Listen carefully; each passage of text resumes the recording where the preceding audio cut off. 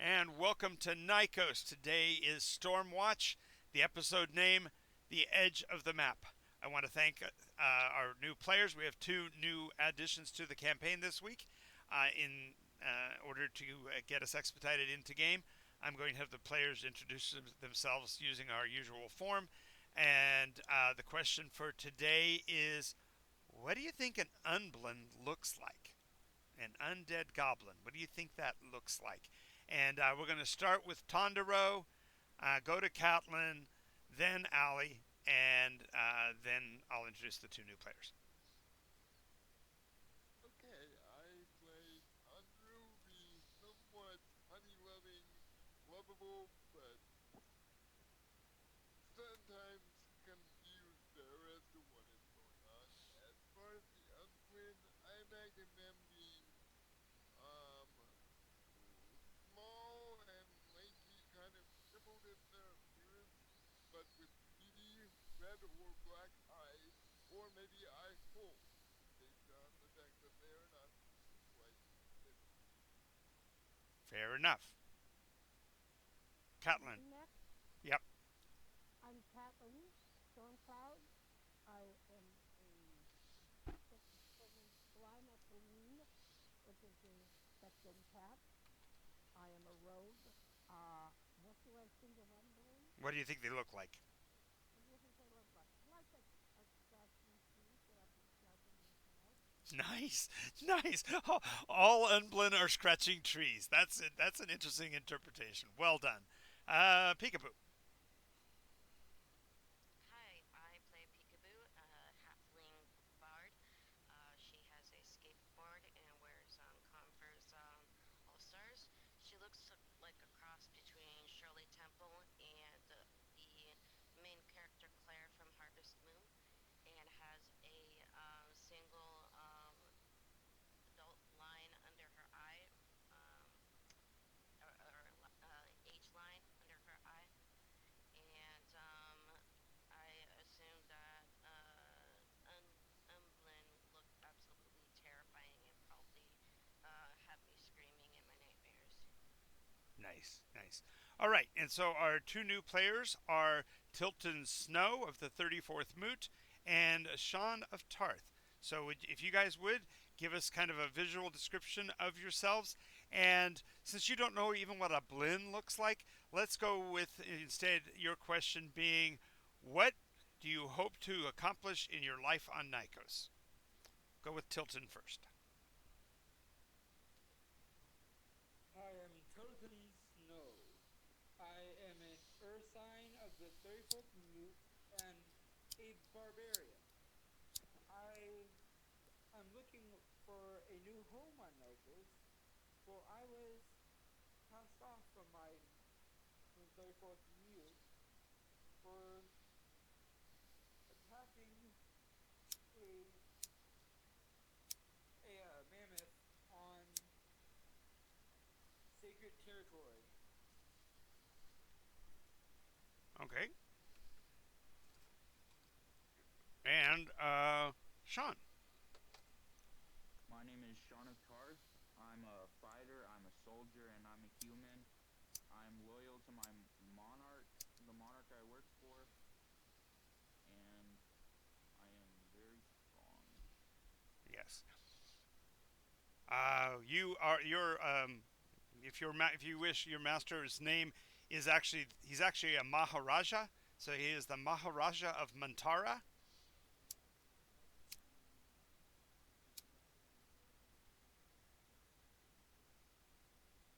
Well,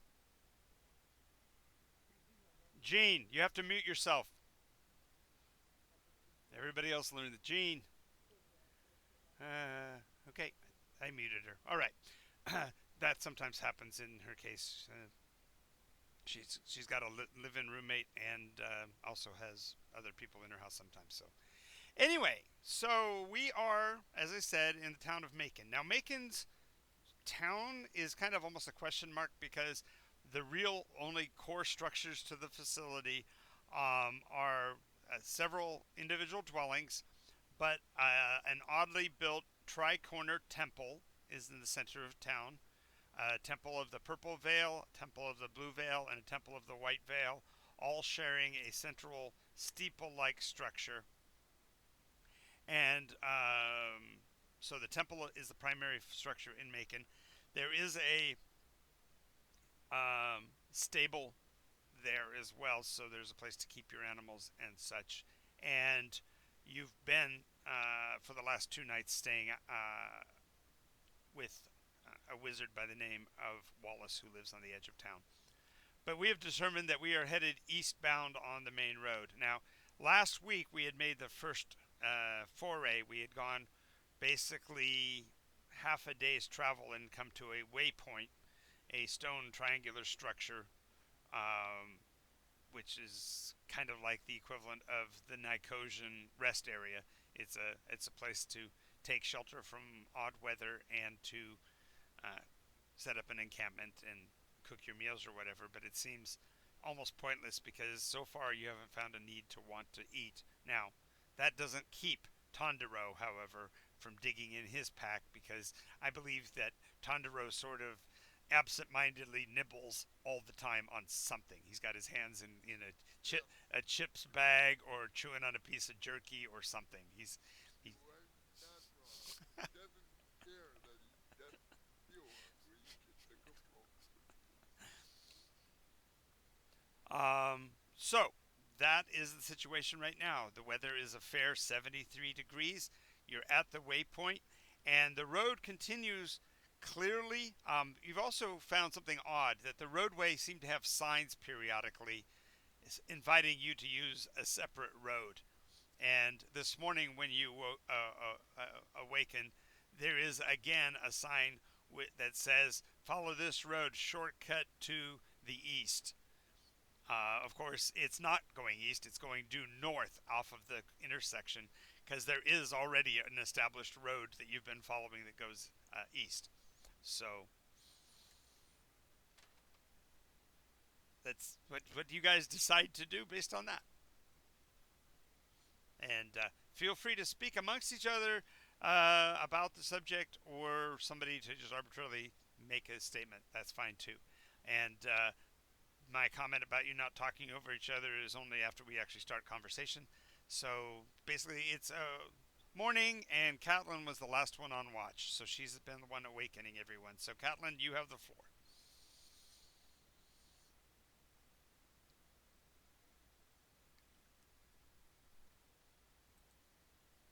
Now, she's of course the one that I muted, so I've asked her to unmute. So until she gets back, Tondero, you have the floor. Okay, I'm gonna very wavery. Okay, you Okay. hear me now? Now I got you. Now it's One point I'd like to bring up. We actually had gone north on a road and gotten to a place where there was a spider. That spider thing inside. inside the waypoint, right? I just we're at the waypoint exactly. Oh, we hadn't. I didn't describe the spider, so feel free to explain the spider, because I think it had made friends and actually talked with you guys. Yes, it did. Okay, I and don't remember who was hanging around. I wasn't sure if it was a peekaboo or a kangaroo. Well, from what I remember, it was originally. It had gotten close to Kishara, but I don't. Kashar is not going to be here today. I don't think so. Yeah. So, Okay, it's close to Kishara for now. But it also spoke with several of you, so it's okay for it yeah. to be with someone else. Kashara, by the way, Tilton and Sean is yet another player of this group, but she's not with us today. So, as we described, her character is here, but not going to be mentioned unless something until she does arrive. So I will. So let's arbitrarily just assign. What was the spider's name, Peekaboo? Do you remember?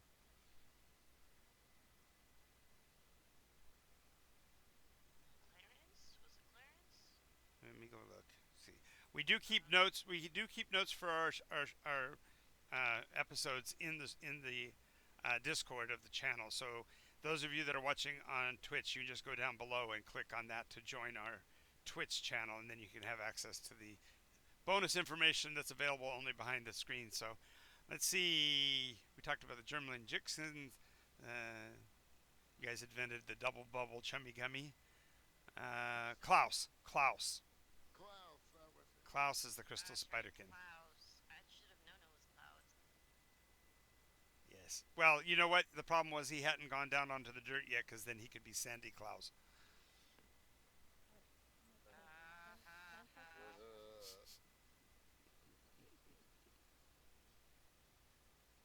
All right. And between them all up, is he Santa Claus? Sanitized claws? Oh, Gene, you're stretching. You're stretching. I know. I was trying to get Santa. It used to be a singer. I got you.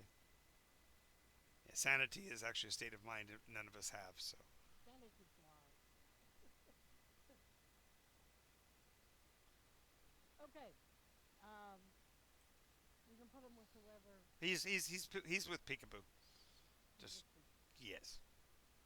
So she's got the burden of carrying two pets ish. Although Klaus is not necessarily arguably a pet. If he touches you, you can converse with him. Yes. Matter of fact, he would if as soon as the other two show up, he would be crawling across the floor towards Sean. What is Sean's response to a spider that looks like it's made out of a crystalline material but kind of milky white in color? I would try and catch it, but not get bit by it at the same time. Okay, so just for clarification, the size of it is it's about the size of a dinner plate, and then you add the legs. So it's actually a pretty good sized little spider, and a big spider. And as far as you catching it, it will actually leap into your arms in an embrace, like it's hugging you with all of its legs. I would try and crush it with my arms and shatter it. Ooh, Ooh. good aggression against a friend. This is always good. As you go to squeeze it, you can hear it gasping. No, don't! Please don't kill!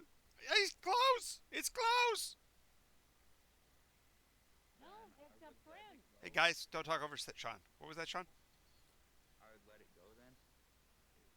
Okay, well, it doesn't let go of you. So as you stop your squeeze, it's still holding on with all of its legs, and its little spider face with all of its 8 eyes looks up at you, and it's the creepiest thing to see it contort its mandibles into its attempt at a smile, because it actually looks like it's baring its fangs at you, but it's pulling back equivalent of its cheek muscles like a smile, but that just pulls its outer mandibles open to reveal its teeth. I would be jumping up and down, like shaking off my armor. Yeah, well, okay. So you shake it fairly violently, and he as he climbs down, he says, "No need to be so touchy. I am just Klaus. I am now making friend with Bear." And he starts running across the ground towards Tilton. What is Tilton's response to a crystalline bear, a crystalline spider? I'm afraid of spiders, so I run away fast. Wow, this is gonna be fun. As you're running, the spider is chasing you, and everyone else, you can hear it because it already speaks with all of you.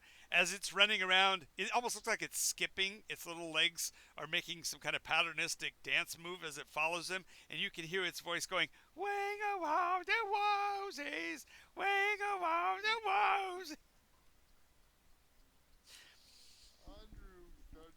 After about the third lap, it'll actually stop in its course. It stop in its tracks because it can, and you see it actually do a flip, and now it's crawling with its face sort of upside down, but running backwards, and so it runs back into Tilton as Tilton rounds the corner in the opposite direction. Oh. So Good. all of a sudden, Tilton, as you're looking over your shoulder to watch for the spider chasing you, it lands in your chest, and its little arms burrow into your fur all around your chest plate.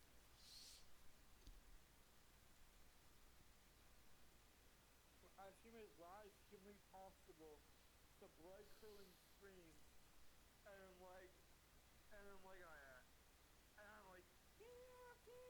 And help me, as he's gonna eat me. okay, as you scream, The response from Klaus is, "Ah, welcome, glad to meet you. Ah, my name is Klaus. I am a crystal spider. So glad to meet you. The voice, don't eat me, don't eat me. Ah, I'm not hungry anyhow." And he jumps down, crawls back to Peekaboo. Captain kind of goes, killing polar bears. Mm. Ah, okay. Klaus, everything's okay. They just are new to you. Not anymore. Now we all friends. Yes. And he grins. He grins at you with a creepy face. Yes, you all understand it. You all understand him? Yeah, Okay, good. because last week one of the things that happened is remember he actually put his arms on you, his little uh, appendages on you as well. Yeah. Alright, that's right. So he now can speak with all of you. Eventually, well, if technically I have comprehend languages, I don't know if you'd count that. Yep, it would. You could use it, but you don't need to at this point because Okay. he actually we had discovered by accident because he touched Kashara that she could talk with him, and then he after that we did a little bit of a scene where everybody got a chance to interact. Well, I'm just saying when he's not touching. Oh yeah, no, it's just that he has to make contact to basically acclimate to the language you speak. So Would that contact include with his web or no? it does not. Okay. No. So any of the little insects and such that he captures, he doesn't make friends with them first. It makes it harder to eat them if you make friends with them. So Yeah. Nice. I'm reminded of my cousins who their father was very smart. He wanted them to learn about cattle, so they bought a couple of calves for their ranch, their little farm, and when they brought the animals home, he wouldn't let the children name them. He said they already had names. One was named Lunch, and the other was named Dinner. Oof. Yeah, I read a book that said that they didn't name them anything specific. They used like more like something that was on them that identified them that they could really Right, tell. right. So if it was a smaller animal, they'd call it Little Red or Exactly. Broken Ear or whatever. Yep, yep. So that's only if they actually ever called upon them. Normally, they didn't even do that. But anyway, so you now have a friend who lives up in the or lived in the upper corner of this lean-to. And when the sun rises the next day, you still see the gritty, fairly maintained road going north. Going west. I'm sorry, going east, which you've already been following. The roadway west, which would lead back to Macon. The roadway north, with the big shiny sign saying "Come this direction," that you guys saw was built by Jinxkins. German. Yeah. Yeah, the Jinxkins had built the sign.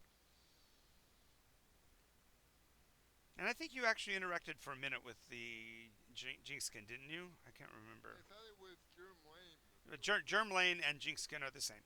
That Okay. Jinxkin is a localized term. Germlane is the race they're based on.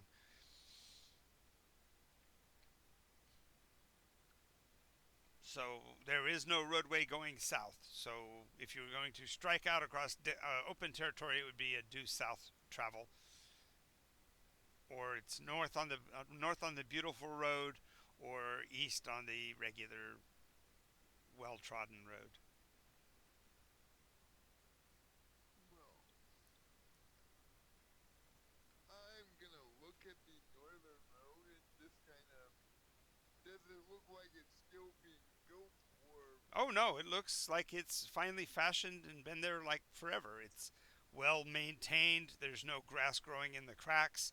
Um it looks like it'd be easy to travel on. I kind of will look at everybody in turn. Which way do you guys want to go? I mean,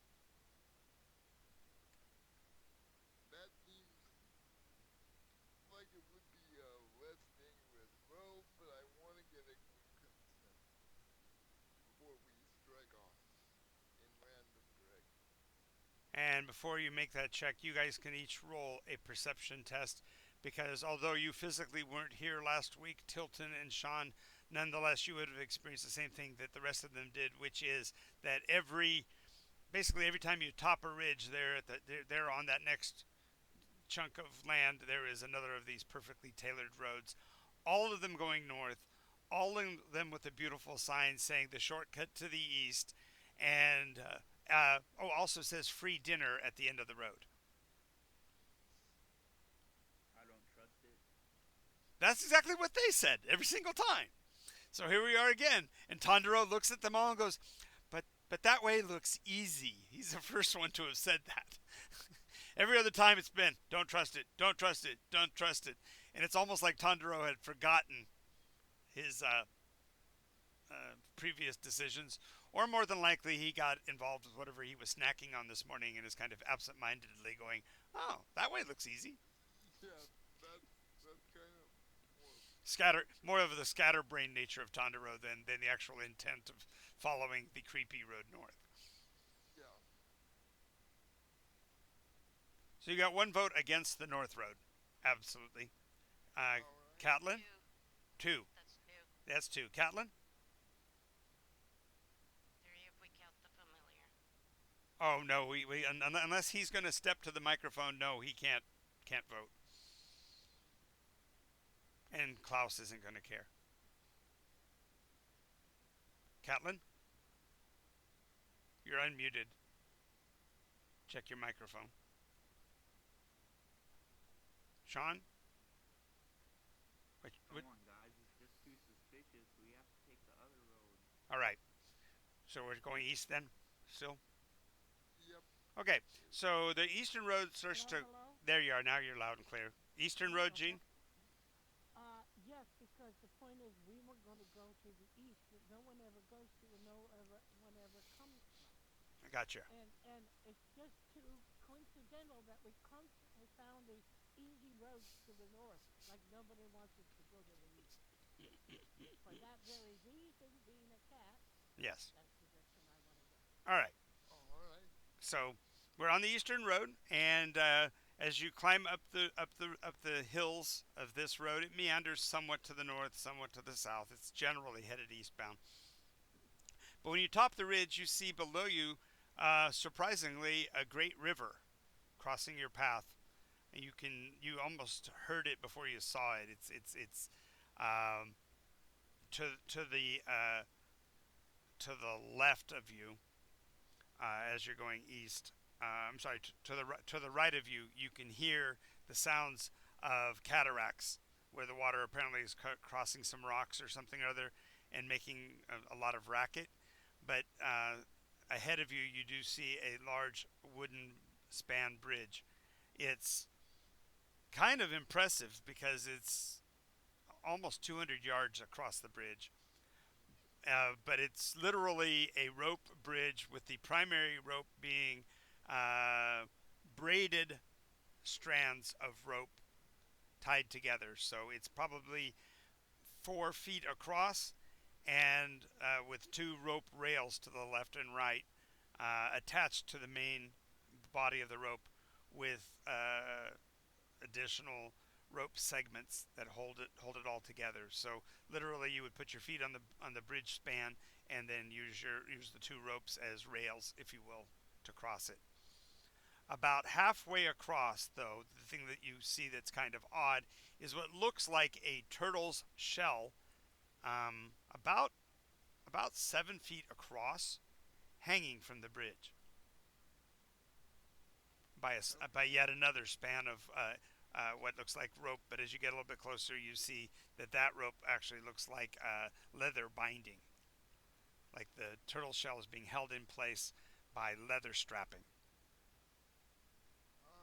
How wide slash fast is the river going? Oh, good question. The span of the river itself is over 120 feet across. It must be fairly deep here because it looks smooth on the surface with only bits of jetsam floating down it from time to time. But the sound of the cataracts suggests that the water must get shallower fairly quickly. What's Good question. The debris floating down, most of it looks like the kind of floaty stuff that comes off of a cottonwood tree. It's whole rafts of this stuff, and it almost has it's the spider silk white kind of a color. But as soon as he sees it, Klaus starts to uh, be vehement about that's not mine. I did not make that. That's not that's there's something wrong with that. I did not make that. Seeming to think that the white cottony material might actually be spiderweb. Well, there's one way to Um, find out. Is there any that's kind of blown up on the shore? Well, you could move off the main road slightly to the. I'm trying to remember. Okay, so we're headed east. I gotta remember which direction. So yeah, if you go off the roadway to the left side, you can go down to what looks like a slight bend in the river where there is a shallows, and there does seem to be a bit rather big raft of the stuff stuck up against the rock Okay. there. Yeah. yeah. Okay. So He's gonna go down there and use her knife to cut off a hunk and Okay, get so it. you're headed to do that. Tilton, is there anything in particular you want to explore as you approach the bridge? Come in, Tilton. On to Peekaboo. Anything in particular you want to take a gander at for more detail? I would like to make sure that we're not gonna get ambushed, so I'm gonna keep just eyes on everybody, like bird, kind of try to keep a bird eyes view somewhere. Okay, so the easiest way to do that would be to go to the bridgehead on this side, and the stonework that the bridge is attached to actually looks like a large, fierce cat in a rampant position, which means its paws are up like claws, and the ropes have been tied to its paws. So you can climb up onto the statue if you want extra advantage of I sight. climb up all the way to the top of the head. Okay. Sean, anything in particular you would like to explore as we approach the uh, bridgehead? Uh, nothing I can think of. All right. So remaining diligent as a soldier would. All right. And then Catlin's going down to the river. How about you, Tondero? Andrew is trying to is going to make a wisdom save before jumping into the river into fish. Wow. Okay. Yes, that would take a wisdom check here because you haven't eaten in what 10 minutes. So yes, okay. Go ahead and make it. It'd be a DC 10, only a DC 10 though. It's the water looks cold. 16. So So you go down and look at the water. I can just imagine putting out one little toe claw, touching the water surface and getting the temperature of the water. And it is about 40 degrees Fahrenheit, so it's rather cold. The inside of and your refrigerator cold. Yep. so Andrew is not going to get dipped into the water because it is quite cold, but he is now wary looking at the fish because Okay. he doesn't. So now I'll go back through. I'll go back through every in order. Tilton, what did you want to look at in particular? Do you have anything in particular you wanted to look at?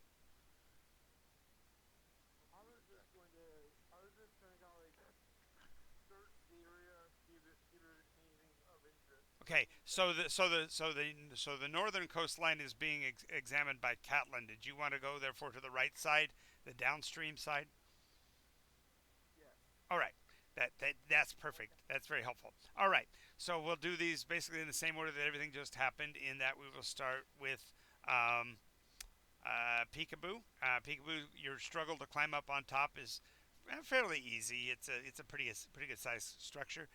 But what you find interesting is that around the cat's neck is a collar, like a pet collar, which seems really odd because the figure looks like a fierce warrior cat. So it's almost like a battle animal, which is again really odd because so many of you are sec gen. It must really feel uncomfortable when you see a regular animal in uh, a caged or penned condition or pet condition. Um, but the In a non-racial way, I'll probably mention it to Kat at some mhm. point. Hey, check this out. Right. Um, the emblem on the cat's collar is it has a bauble hanging from the collar itself that is. I'm nowhere near you right now, Catelyn. She's just going to call out to you in a minute to have you look at what she's looking at. So don't worry about it. Anyway, there's a bauble that's actually free hanging. So the statue is the statue, but hanging from this collar is a little stone sphere, and on the side of it you see what looks like a spiral, like what we think of as a spiral galaxy drawn on the outside of it.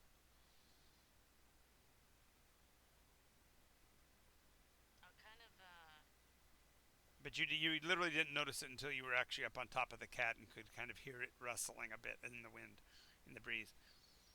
Because you're alongside the river, there is a bit of a stiff downstream breeze. can I do like an Arcana roll to see if there's any magic on this? Sure. Let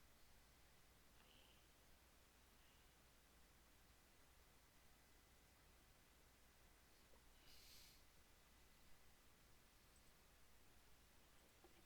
Dice. Hold on. Get back to me. I'll roll.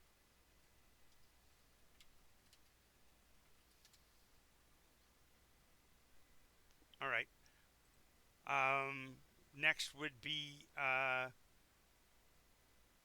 Tondra went down and already did the temperature thing. Catelyn, you're cutting out a chunk of the material.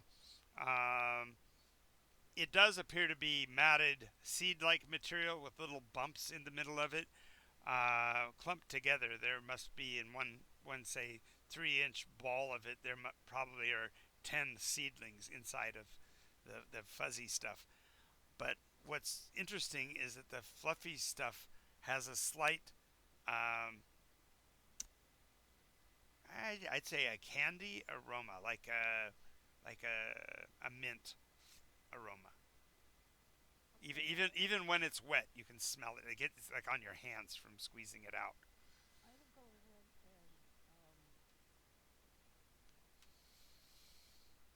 take a bit of it, enough to show the complete structure Uh huh. of the fluffy stuff, and then the smell. So she kind of picked up a home size fluffy stuff, Right.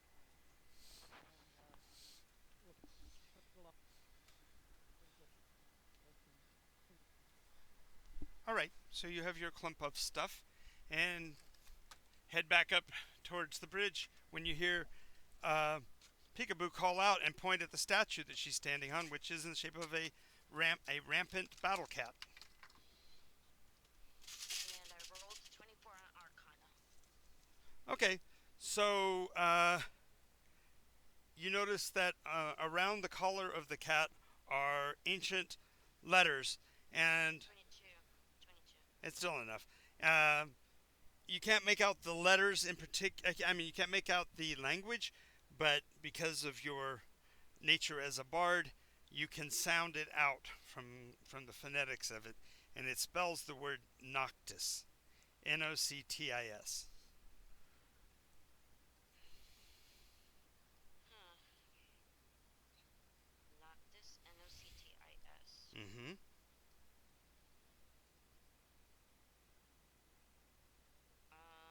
Can I try to recall any lore about this Noctis? Well, the obvious would be what you already mentioned, which is a spell, which is comprehend language, which means you'd know it immediately. Or you can make or you can make an Arcana check, because there's a possibility you might know some of the roots of this language. I'm gonna go easy and cast comprehend languages. Okay, it says night, Night. So Noctis is just for those of you who are playing along at home, Noctis is the Latin word for night. Allie knew this, but Peekaboo did not. Obviously, now they both do. Yay them! Yeah. Alright, so Noctis, and it's a battle cat. Yep. And 200 yards across on the other side is another animal rampant.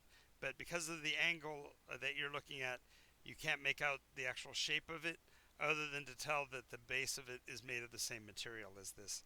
So they're both kind of a marble, a whitish marble. Well, my initial plan Right. So I'm gonna keep a mental note of the of Noctis and but still keep an eye on everybody else after I've kind of made my discovery and kind of jot down on my notebook Noctis and to make note to figure out what that means. Sure. Sounds like a battle plan. Oh, did I say that out loud? Ha ha ha. Okay, just a second. Dealing with minor household nuisances. Sorry about that. Alrighty. Sean, in your position on the roadway, you notice that the um, halfling was able to climb successfully up onto the statue and is look like peering over its face, looking down at it. Um, you hear a weird sound coming from farther downstream than even the roar of uh,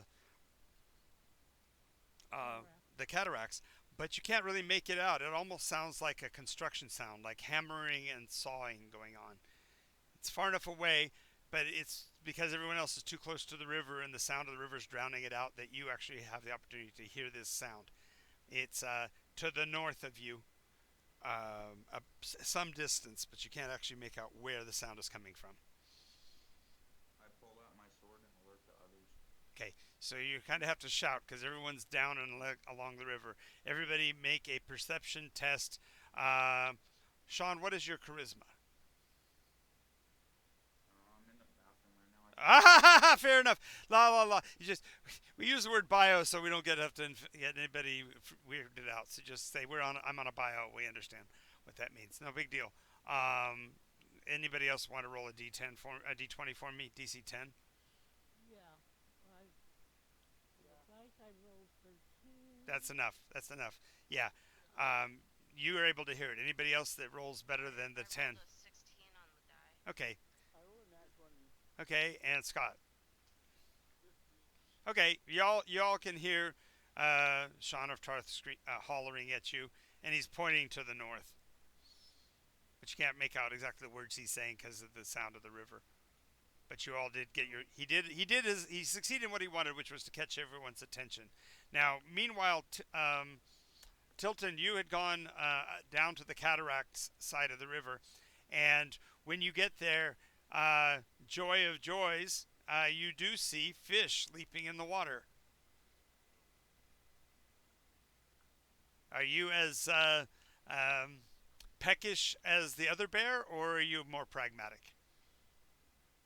I'm a little pragmatic, but I'm going to eat because I might not have this opportunity again. Okay, yeah. Even though for days and days you haven't needed to eat, you're also falling into Tandaro's. Well, I want to eat, so okay. So go ahead and make a dex save on the rocks, DC 15. That keeps you on your feet in the water.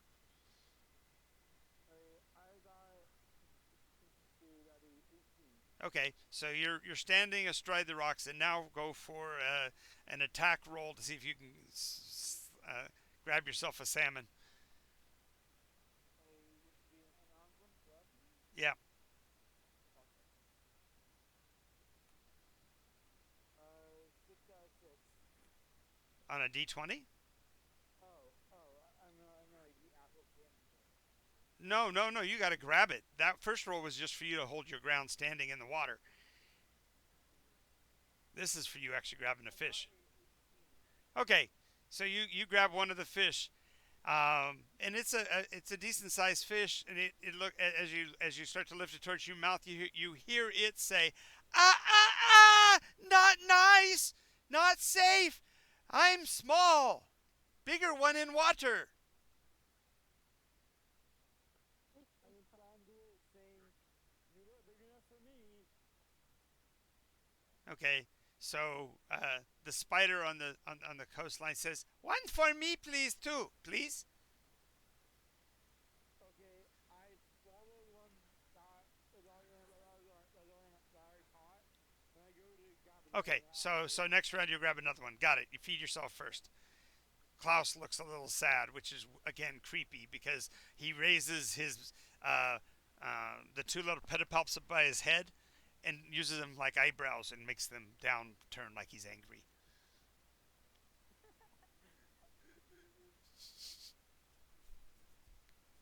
All right. So about this time, you hear the call and you turn around too, and Klaus goes, "What I find? You get fish I find?" That's for you, Tilton. Yes, yes it is. Okay. So Klaus takes off further down the coastline. All right. He did. He took off down the river further. He said he was going to find what the sound was, but he was not clear in his statement. He just said, "I find." All right. So we're now spread across probably 300 feet north and south of the river. Um, Tondero, you're standing next to the river. You're glad you didn't jump in because the water is rather cold, and you heard Sean calling out. So what do you want to do with that information? I'm gonna kind of run towards Sean at this point because I haven't heard the sound he did. So Right. I'm just running towards Sean to see what's up. All right. So are you doing that on two legs, or are you breaking into the full four-legged run? I'm there, four-legged run. Okay, Sean. A large red panda is charging you. What is your reaction? It's your party member, but he's in a full tilt run uphill. The poor bear. I pull out my sword and sort of angle it in front of my chest, so if he charges me and attacks me, then he'll bump into the sword. Okay, so as you do, you have to realize I don't know if you've ever seen a red panda, but they have this cherubic look on their face naturally.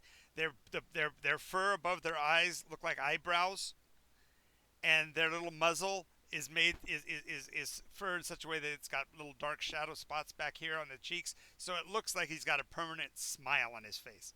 So he looks like he's happily running at you, not angrily. But his head is down at about your less than your shoulder level as he's running towards you. Does anyone have a fish or something I could borrow now? Nice. You're looking for a diversion. You're looking for a diversion. Alrighty. Um, Catlin, you got your ball of fluff and you've heard Sean call. What do you want to do? What is Sean calling out? He's you can't make out the words of what he's saying because you're down by the river and the river flow itself is causing you to not be able to hear him. But he's pointing downstream, not in a direction pointing directly at the river from your perspective, but like he's pointing south. I'm I sorry, think it does north, such a playing north. climb up towards Peekaboo and check this stuff out. That's what's floating in the river.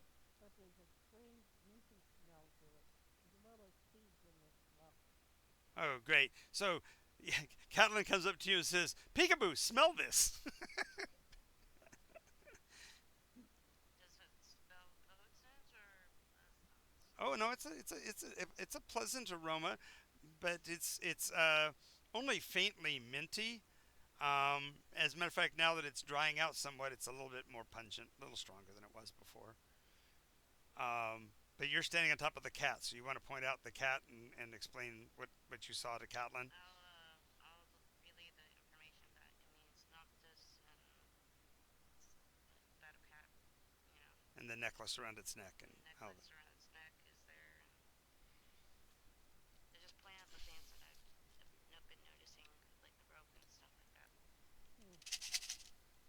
What does, do you know what Noctis means? It means night or evening. Oh, we call it that noir. All right. So the cat. But So the language of the Faline is French. Okay, we know that now. So now anybody playing SecGen, they can know they can fake a French accent. we call it Great. So now we know what Caitlin noir. sounds like. The night. She says, "How you say in English?" Night. In common. I told them we already got one. Anyway, she then will scamper down and go to four-footed run and head off down Down the the river. river. Okay.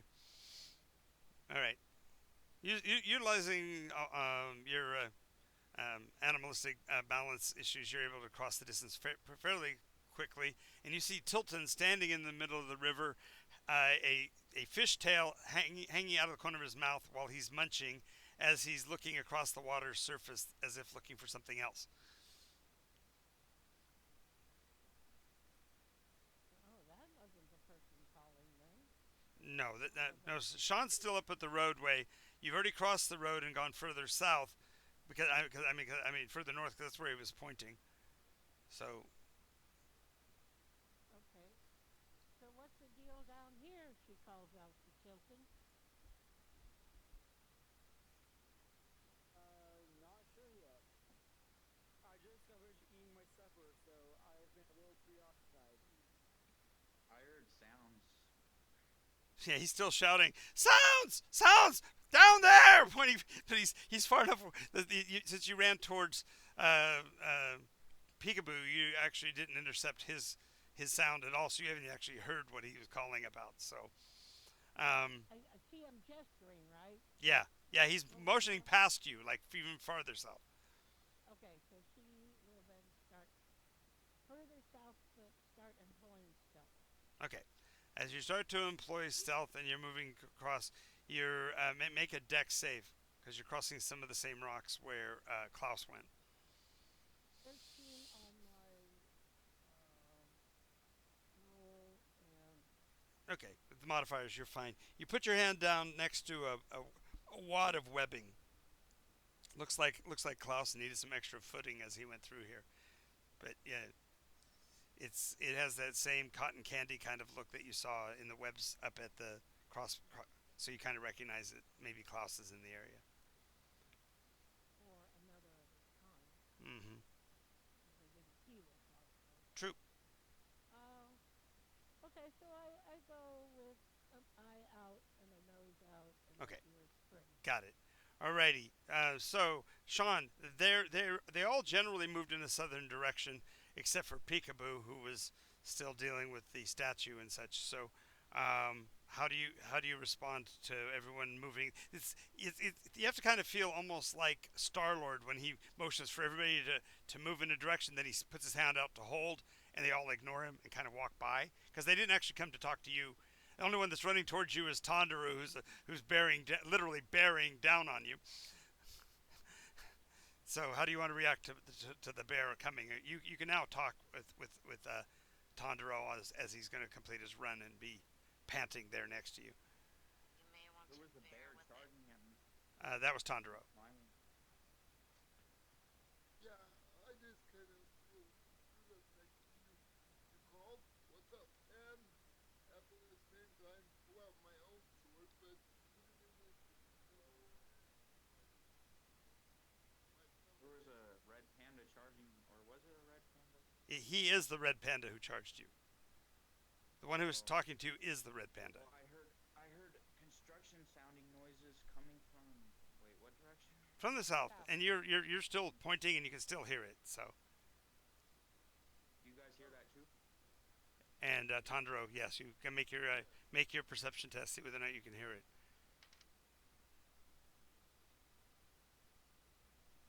You guys like to check it out? It looks like that is a nat one. Not one? Okay, actually, what you hear that's got you more interested is the sound of buzzing, as in bees, somewhere behind you and back down the road that you'd come up. Okay. He kind of turns his head behind him, sniffs the air. You don't smell anything. You just hear that gentle buzzing sound that means that bees must be close. And if there are bees, there must be a hive. And if there's a hive, there must be honey. Must follow the buzzing, and I'm gonna take off that direction. He goes, "Got it. Construction is that way." And he bounds back the way he just came along the riverbed. Is he going to look for a red balloon? Yeah, pretty much. A red herring. That too. There's a red herring tied to the end of the string of that balloon. A red panda.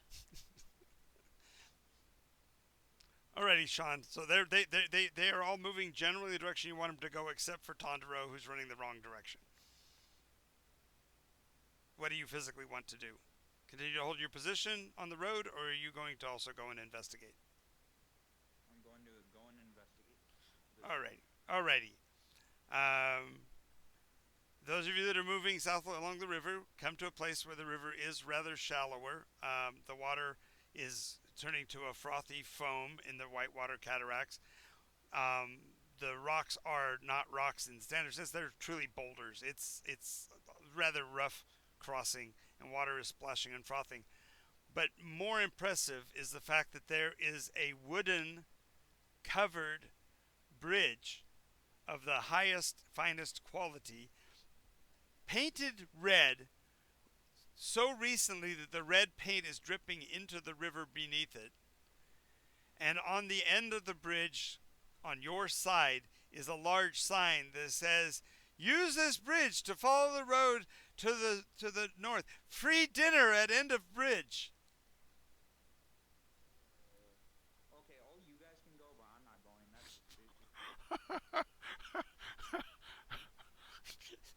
So you guys, the two, the other thing to mention is that Klaus is just he's standing on the rocks near you, Catlin, as you come up behind him. You startle him a bit, but two of his eyes kind of look over his shoulder, and he twitches one of his little appendages, pointing at the bridge. But the look on his little face is all of his jaw muscles are relaxed, and so his all of his teeth are showing. He's trying to look like he's in awe, but his face doesn't work like that. So instead, it's just teeth and venom kind of dripping from his mouth as he points towards the bridge. How about you guys cross the bridge first, and if it's safe, then I'll cross it. Well, you have also the rope bridge, but north of you now. That's perfectly operational.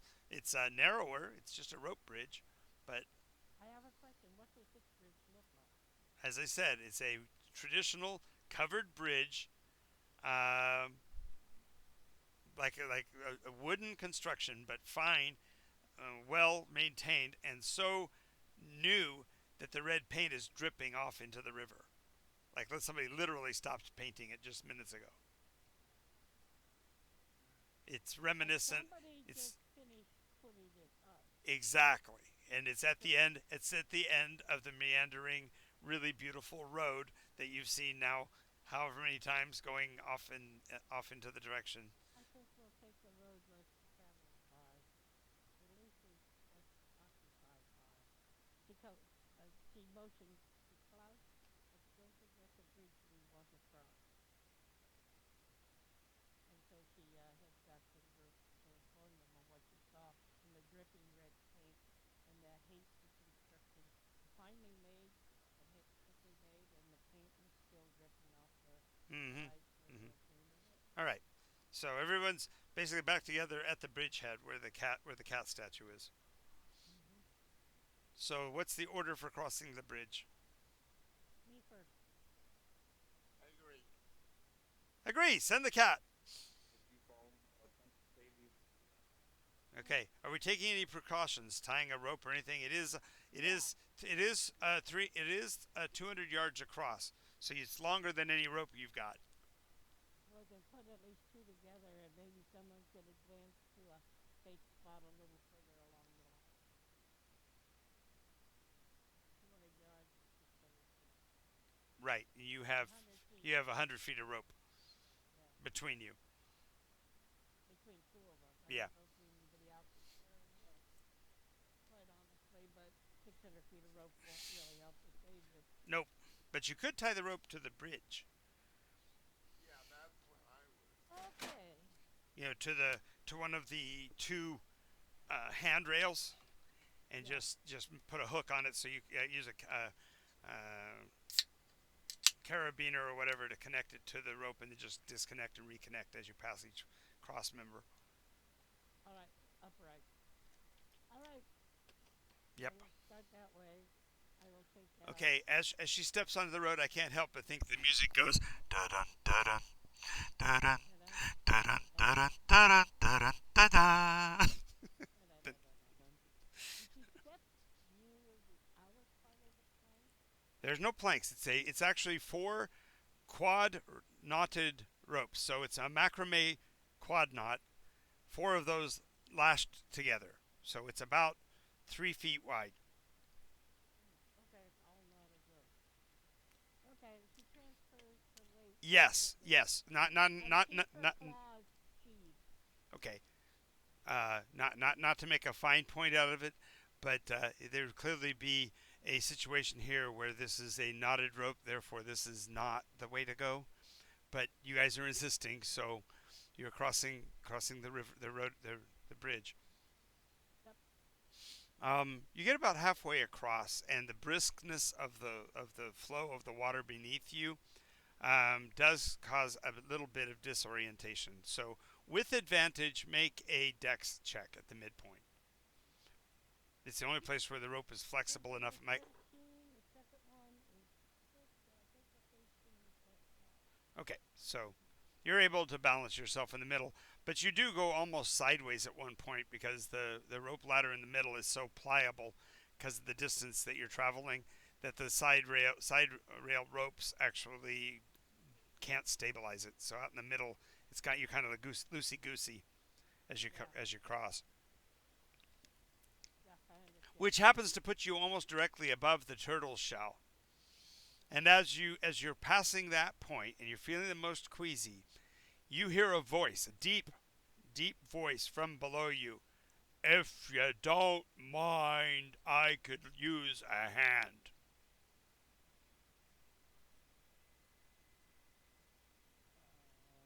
All right, I'll see what I can do to help you. What would best be to help you? Well, you haven't really figured out what it is that you're helping. You just heard a voice. Okay. Are you the turtle or are you something inside the turtle? You look down and you see that he's extended his head out of the hole. It looks like there is a hook, basically bored through the back of his shell, that attaches his shell to the rope, and that he's literally without a way to fix it. He can't actually. His poor little stubby. He has hands. It's actually a turtle, but he actually can't reach above him to get to the rope. If I cut the rope, will you be safe in the river? Oh God, no! That's really cold water, and I tend to freeze up in cold situations. Okay. And that's not a joke, he says. Really, I do freeze up. Oh God, I'm gonna need to get some help because he's coming to across. This thing must be 500, 600 pounds to carry Yes, him. yes. Um, I'm gonna see how many friends I can get out here to help pick you up. Thank you. It will be most appreciated, and I will endeavor to justifiably reward you for your efforts on my behalf.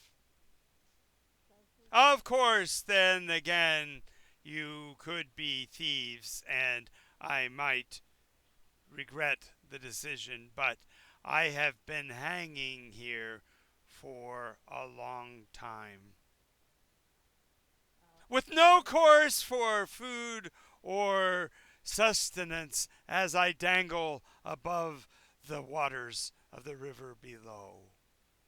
There is also an alternative. If we tie a rope on the rope that you're hanging from, and we take the rope onto the shore, even if you freeze up, we could pull you to shore and get you up on the shore easier than lifting you up in this cold water. I'm not a master of mathematics. However, I would assess that the 15 feet of rope holding me would not be sufficient to make it to the shore. Of course, you might be more of a mathematician or engineer than I can assess by your light touch and deft defensive dexterity. I understand. I'm just saying I have companions that have ropes and they might be able to get them out. Okay, guys, you're standing there watching her shout down at the thing hanging below the bridge. You can now see the turtle's head sticking out of his shell, but you can't hear their conversation because of the roar of the river. Okay. She comes on back. She turns around and comes back. Okay. There's a turtle who's asked for our help. He is hooked through his back, cannot remove the hook. Says he can't follow in the water because he'll freeze and be unable to get out, which either means lifting him up on the bridge somehow and getting across, or if there's enough rope amongst all of us, we could tie off his rope onto our rope, get it to the shore, and then cut his rope free.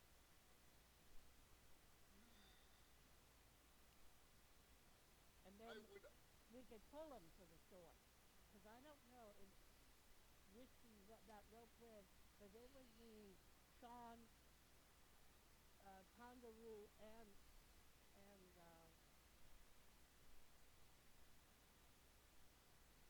Well, you talking about the other bear who vanished? yeah, Yeah. and the other bear, at least to pick up that amount of rope. Yes, and Captain, regrettably, Conru just kind of looks at the rope bridge hesitantly. I don't trust my girth on something. Okay, Tandaru, do me a favor. Roll a wisdom save, DC 12, at disadvantage. Okay. Alright. Bardic inspiration. Oh, there you go.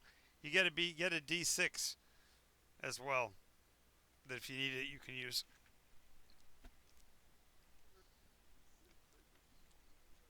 Peekaboo taps you on the shoulder and says, "You can do it." Okay.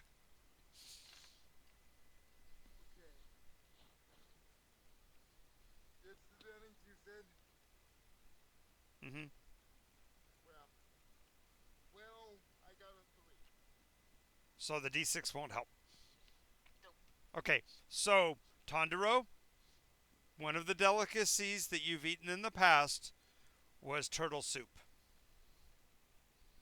And even though she said she talked to it, you do not see anything about the turtle that makes you think that it's a living sentient being. Instead, you see a monstrously luscious turtle soup hanging south of the bridge, off the bridge. I did fail my wisdom save, so yeah. Conru licks his lips and starts. Volunteering to help. I'll help get him out. Licking his sharp teeth. Uh oh. Now we lost both of them. I hope it's not the vanishing. Dun dun dun! Not gnome, so that won't work. Oh, yes, but yeah, okay. I think the only way really to do it is with the rope. So get out there and tie a rope from either side and then cut his rope and then try to traverse him the rest of the way. Yeah. In meta, I agree, but in character, no. Character is thinking something quite different. No, we just let him drop. The rocks are down the river and he'll break and we can eat him then. Oh my god.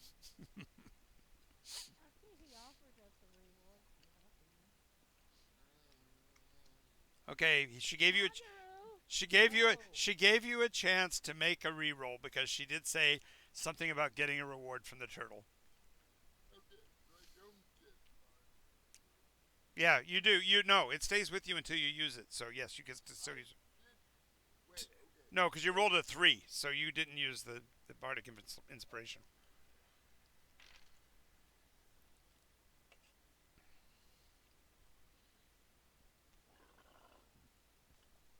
Well, that would be a 6. Oh, that would be a 20 Yeah, no problem. So, yep, yep. All of a sudden, you realize she's talking about that being a turtle, a sec gen turtle, not a edible kind. Hmm. So for a half a second, you feel that weirdness of going, "Oh, I was going to eat that." Ooh. Oh,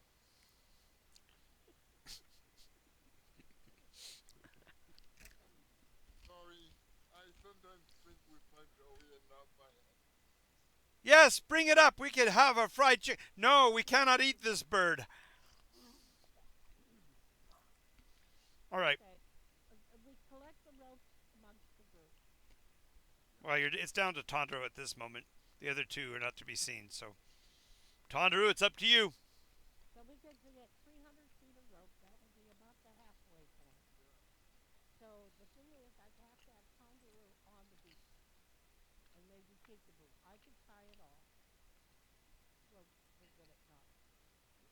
Their lives depend on that. Yes. Or no, actually, depend on being able to untie them more than tie them. But yes, Yeah. Well, you could tie them so you could, climb up higher and. cats don't need that. They can climb anyway. We just watched that when we were watching the movie the other day, right? And that's just cats. Okay, and so anyway, so go out there, tie off the rope. Kangaroo, are you ready? Take up as much slack as you can. And yeah, I'm gonna. He goes, is that kind of some joke about my weight? Because I'm not overweight as he eats another piece of his snack. And I'm gonna grab like Wipes take his a hands. rope and Wait, make sure his hands aren't greasy so he can grab the rope. yeah. Okay. Okay, make your check, strength man. By the way, my inspiration is a D8, not a Ooh, D6. D8. I believe. And he didn't need it for the last roll because he rolled a 21 with it, so he didn't actually need it. So remember, you don't have to roll it until after you just get the reaction, Tondero. Now I'm gonna use it now, cause even with my Even with your strength mod, you're not going to make the roll? yeah, I rolled a 4, so Uh-oh, here we go. 4 plus your, what, 4? 8 plus well 2? it's 2. 4 plus, yeah, but it's 4 plus 2 plus 2. Because you get proficiency on the check. Oh, usually I get 3.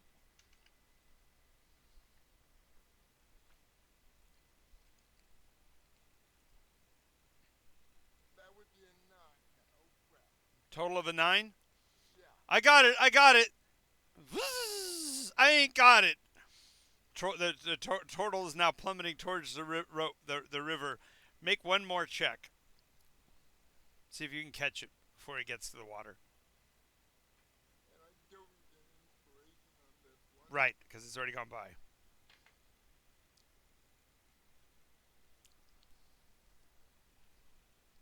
Sorry, frozen turtle.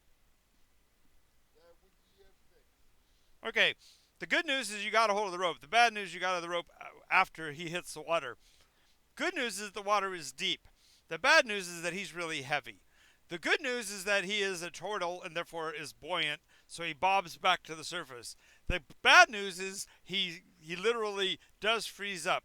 The good news is that when he freezes up, all of his limbs extend outward into the water, so now he's right side up, floating and held by the hook on his back, so his face is above water. The bad news is that he's laying in the water and you've never heard a turtle scream. The horrible sound he's making is echoing down the river.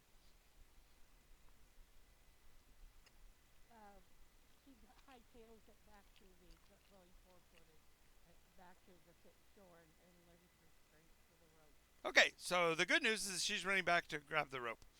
Um, So you that you like you can now you make strength checks to pull him, reel him in, so to speak. yeah. Do I get advantage because her rim is Yeah, elevated? but with her assistance, yes. Yeah.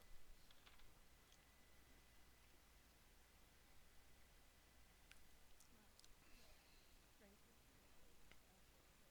So that would be a 15.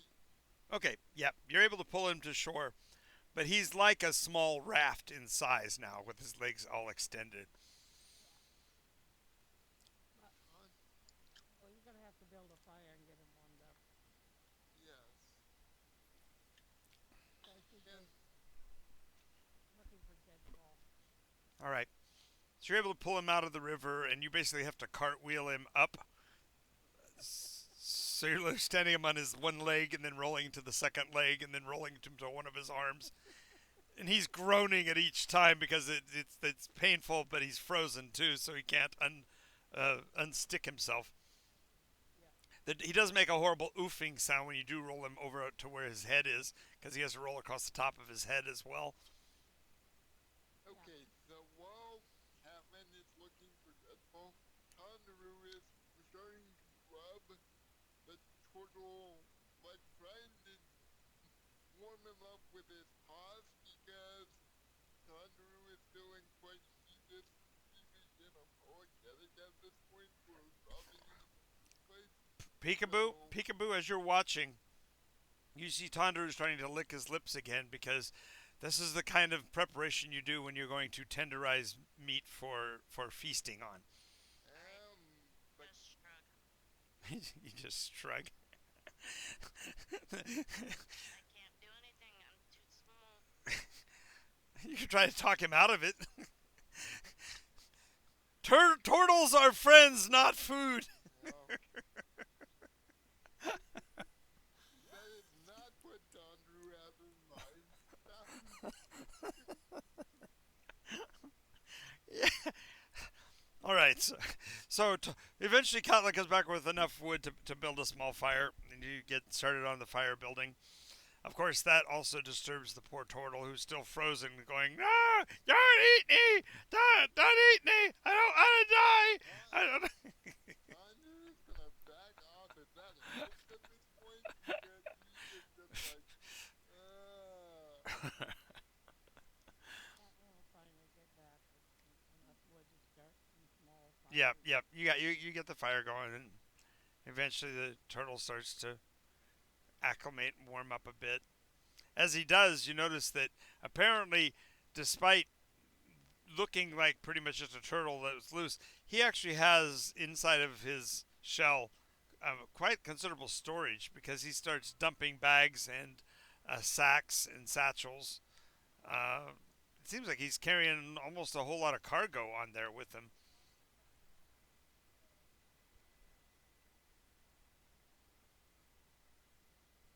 She just watches because whatever he's doing is doing something he has to, and if he wants to tell us about it, he'll tell us about it. If he doesn't want to, Well, well, then when he gets done, he picks through the bags and such for a little while, and then he kind of absentmindedly kicks one bag over towards you guys. Thank you very much, he says. I thought I would never get out of that predicament. I hate the germlane. They need to be exterminated. oh, whoa, whoa, whoa. That's a little far. Why do they need to be exterminated? They seem like nice people. The ones we met. Oh, it's all well and good as long as they harm others, I see. You've done me a great service, and now I've given you a reward. I just happened to mention that the people that did it to me will do it to you if you give them the opportunity. okay. Now we've lost Allie. I tell you, it's the vanishing guys. Yeah. Who did we lose? Allie. No, she's back. She's back. I was just totally teasing, but oh, now we lost. Who did we lose now? I don't know. I'm still here. Yeah, It I'm was still me. here. Oops. No, I was just giving them grief, Allie. I was saying that the vanishing is striking, because now it got the little person, so it's more like the vanishing when you vanish.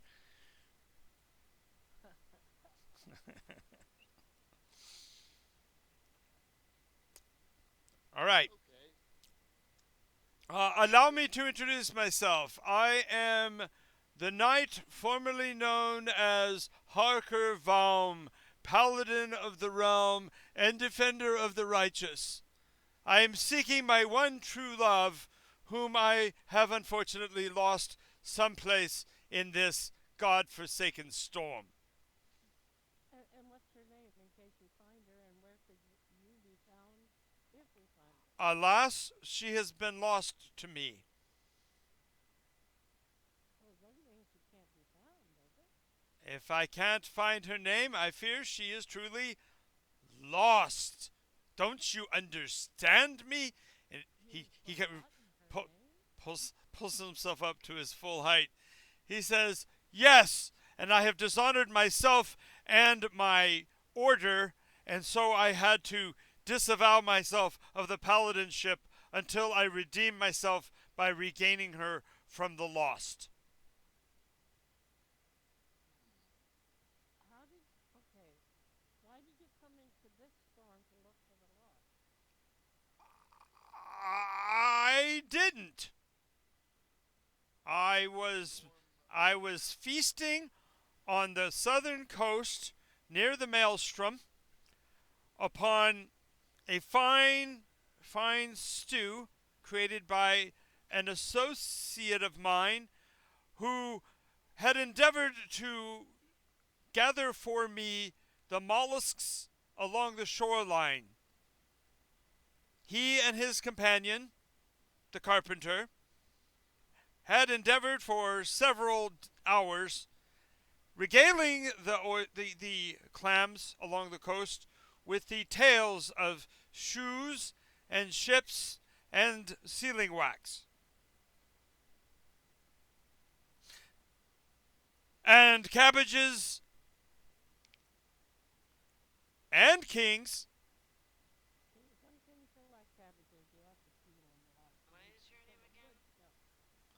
I am Lord Harkervam, the now disenfranchised paladin of light. How do you spell that? Harker Harker. Vaum. Wow. Vaum. But he won't spell it. He'll just say it. Because although he is a paladin of light, he is illiterate. But he's never going to admit that. Of course. Well,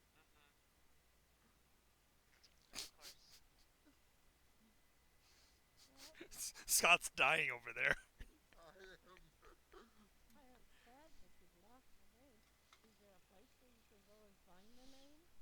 Yes, but I fear it is beyond the boundaries of possibility, for it was in the valley of.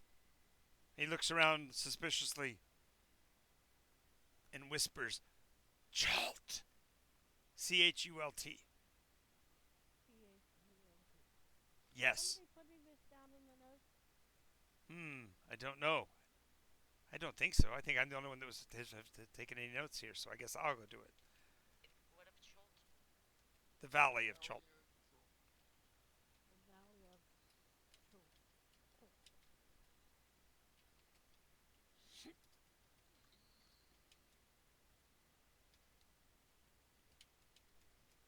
I'm just keeping track of names.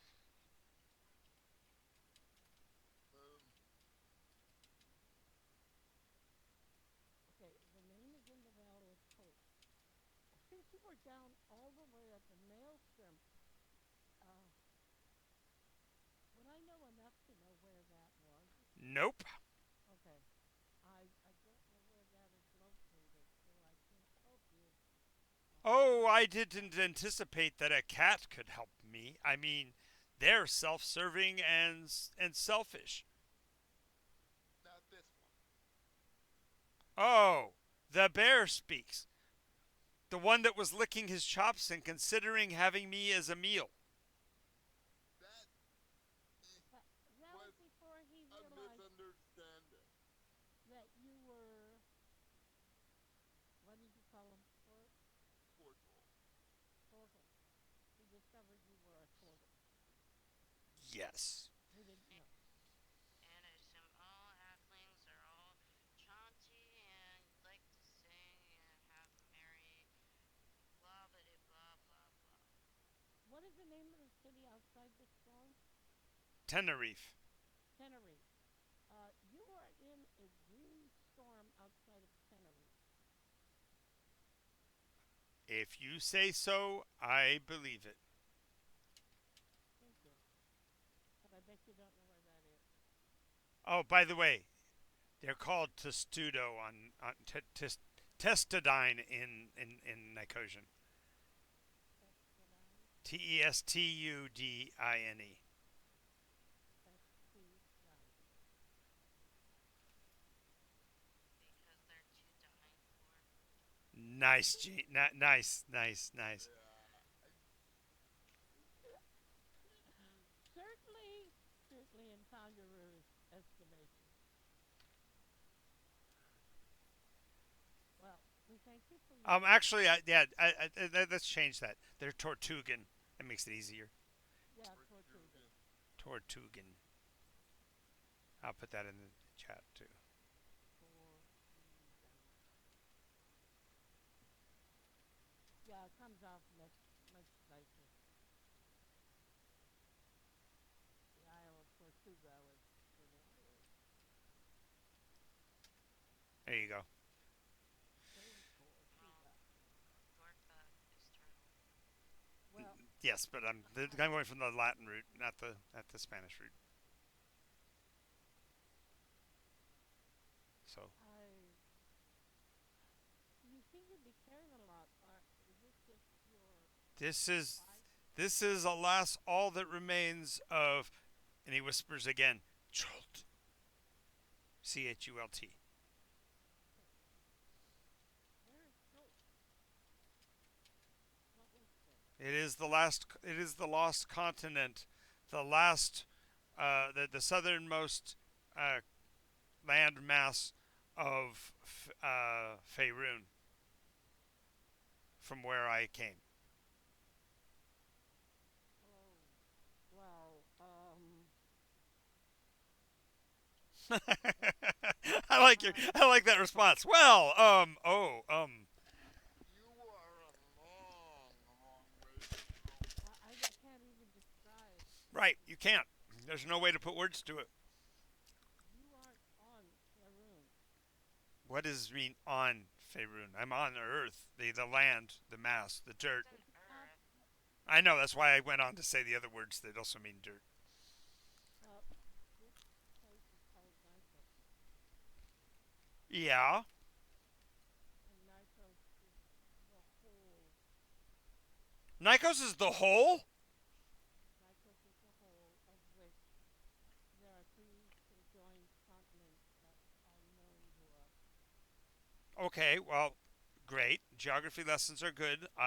Unfortunately, I'm a turtle and a warrior and a champion of light, although disenfranchised in truth at this point. I heard Faerun was a myth. I don't know if it ever gets married, it would be a mythos. I don't know. Mythos. Um, well, welcome. If no one's mentioned it to you, but if you proceed west along this main road, you But will where would find. I find my lady? That is a question. If she's in Faerun, you will not find her in. Now wait a moment. Whatever brought you here, Istanbul was Constantinople. Now it's Istanbul, not Constantinople. Been a long time gone. Constantinople. Why did Constantinople get the works? It's That nobody's business but the Turks. Turks. Even old New York was once New Amsterdam. Why'd they change it? I can't say. People must have liked it better that way, so take me back to Constantinople. No, you can't go back to Constantinople. So if you've a date in Constantinople, should be waiting in Istanbul.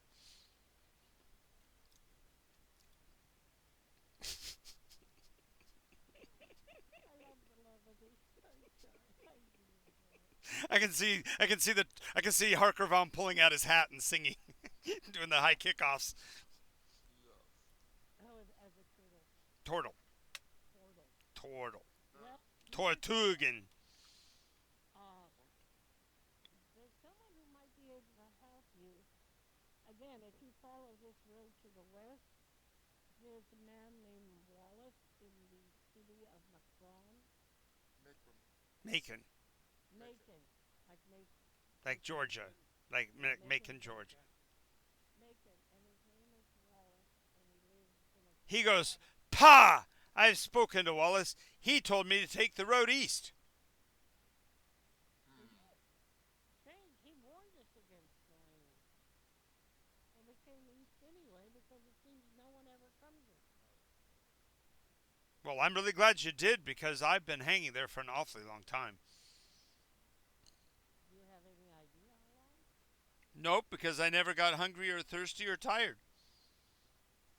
Yeah, that tends to happen here, but that doesn't stop me. He says, "Stop!" and he puts his hands in a defensive gesture. Turtles are friends, not food. Relax, relax. I'm just, as they say, mm, messing with you. Messing with me? Oh, As in food? As a mess? Like mess kid? No. It's all in good fun. I would, ever eat a sentient being? Is that what you're trying to say? yes. Okay. Well, I think we can be reassured about that. He has a very stellar conjurer. By you the way, this is Peekaboo, and I'm Catelyn. Hello. Yeah, you could even come with us if we go to the east. Some people go to the east, and I guess you didn't make it all the way He north. he puts at this point he puts his hands on his knees, which means he has to lean over pretty far. Looks into the face of Peekaboo and says, "Ude uye ixpe ide anguage lay of a oblongay."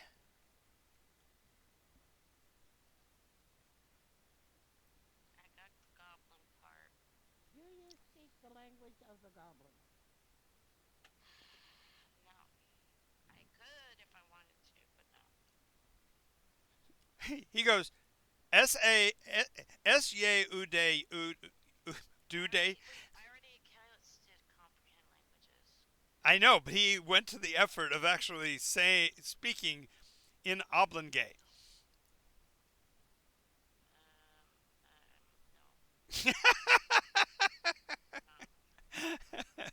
No. It's all Greek to me. Yeah, but see, you answered the question, which means you did understand him, Mm-hmm. which proves to him that you do speak it. So now he won't stop because he thinks you're a goblin. I point at my ears. I'm not a goblin. R-A uye inde is guy's day. Just because someone can speak the language doesn't mean that they're the thing. S-ye it a us day. Are you? Oh, so are you saying you're a goblin by your logic? Oh nay. Of a orske otne.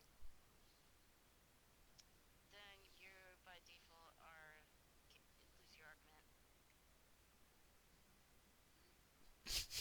What's he saying? Goblin because I can understand goblin, but he himself is speaking goblin, therefore he is not a goblin because he just admitted that he is not a goblin, therefore he has lost his argument, and it's don't worry about it. that really is like clearly Peekaboo best. is a halfling. Utway is a who? Utway is a Avlinghay. Oh, I'm sorry. What's a halfling? Peekaboo is a halfling. What is a halfling? It's a race of people who are A race? Who's a winning? race. Who's winning? Not that type of race. Like there's elves and there's humans and Yes. there's ursine and there's What's an ursine? uh, Pondaroo is an ursine. That's his race. Really? What does his ursine say? Ursine are the group. Let's see if you look at Oh, you have to get them together to make an ursine. What is it synchronized swimming? Papa ursine and a mama Hold on, ursine. hold on. A halfling is okay. So there's Tortugan, Of course. A halfling is a halfling. Yes, but you speak Oblongay. Yes, and so do you. I a avate who ixpe Oblongay as I am a a. You're speaking it right now. That doesn't make you a goblin. No, but but I am a protector of the faith and destroyer of goblins. Oh, Yeah. I have come here. I have come here to possibly elicit the assistance of my uh, Ursine brethren of the Moots to join in our grand and glorious defense of the egg nest land. It doesn't come off roll. Doesn't quite roll off the tongue as well as the motherland does, but yeah. our mothers don't stick around. So you are having He looks at you and says, "You touch my kin and I'll kill you." so, I just see you. I can just see. I can just see you going eggs. so you are having problems with the unblend in your land as well? What's an unblend? An undead. Oh God! Person. Oh God! That's horrible. Oh. Ah! Who would do that? Goblin was up in the north. The North? No, I'm Yeah. from. I no. I'm talking about in the Vale of Cholt. Well, I don't know if there's a veil of truth on Nycos. God, I hope not. I think you're far from your problem wherever it was. Yes, unfortunately, it means that I might be far from my beloved, whatever her name is. Well, as far okay, intelligence check to know if Andrew would know that libraries exist. That libraries exist? Yes, you know libraries exist outside in Tenerife. Perhaps we can find your lover's name in Tenerife. God, I hope not. Isn't that a city? Yes? If her name is known, does that make her like Jenny? They put her number on the wall? No. It just Um, means Well, if I mean you say she might be known in the city, that's terrifying. I think sometimes people use words that we use in a different way. Uh, I have not I have not been not accused of that before. Ah. yes. So, to my point, if you were how to put this without sounding insulting or there are libraries in the city of Tenerife. Maybe your lover's name was Why do you keep using that word? Why do you keep using that word? It's so crude. I, Cover? I have not yet. I have not yet. I have not even deigned to even kiss her sandal, and yet you keep using that disgusting word.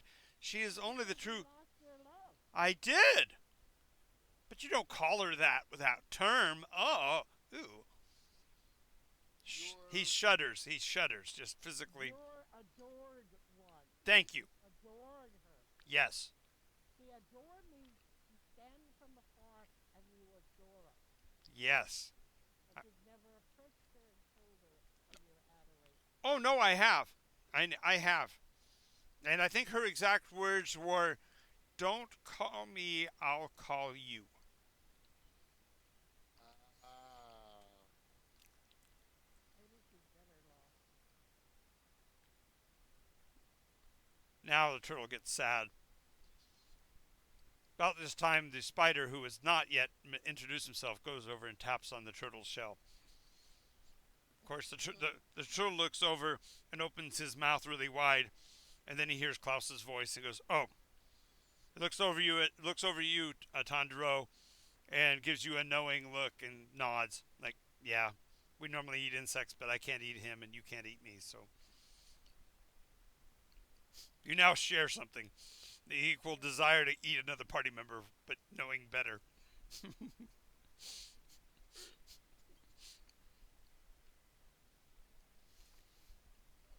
Cat and goes over next to the secret note.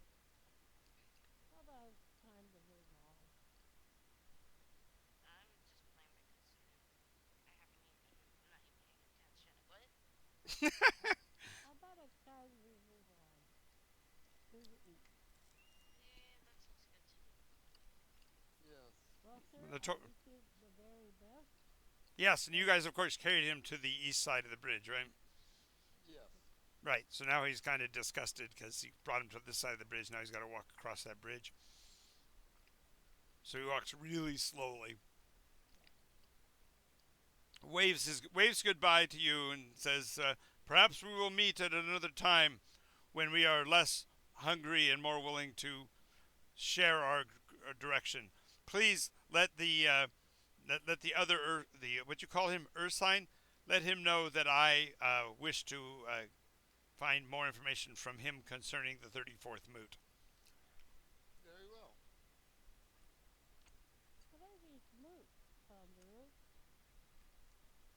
I think it's Cryocassian's specific thing, regional family. It's a cold thing. Yeah, yeah. It's a I don't think Tondru would spend any time actually yeah, thinking about it. He would just say, "Oh, must be a cryopathian thing."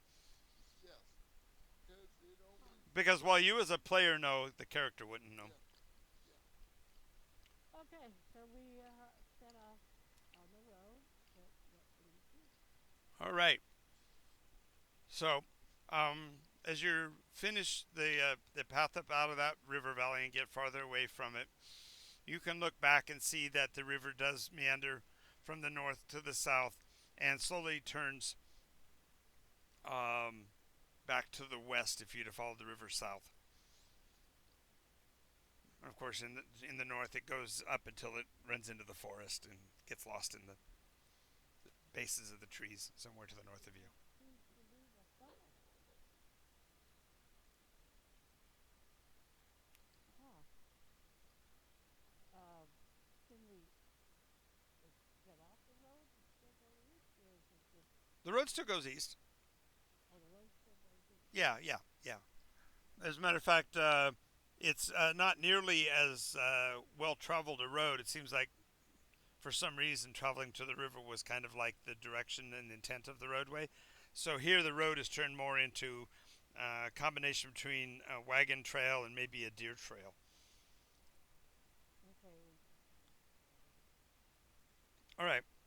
So again, another day eastward you travel. Um, no, absolutely no desire for food. Although there are several fruit trees along the way that I'm certain that Tondero can't keep himself from picking and munching on as we travel. He'll basically actually use this as a excuse to not stop at night, but maybe refill his pack. You haven't used anything out of your pack. I You can snack me. Yeah, I was under the impression that I've been munching on it as we go. Oh, I figured you just were grabbing berries off the trees and because it's absent-minded, it's not real intentional. Yeah, So it's like, oh, those look good. Let me try some of those. Oh, boysenberry. Haven't had any of that in a while. Oh, there's some beetles. Yummy, sumptuous beetles. That kind of thing. But by the end of the evening, the roadway is down to a Did you single. start eating beetles? I gotta move a little further away so I don't hear the crunching and. Well, it's really audibly. It's no different than him eating nuts, except that you actually hear the great joy as he has to roll his tongue to put the live ones back into play.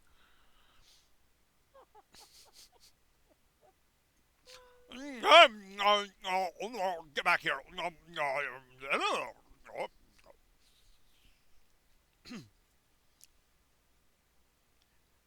Yes, Tondero, you're starting to understand what Wallace said about this place. It's starting to feel a little bit like heaven.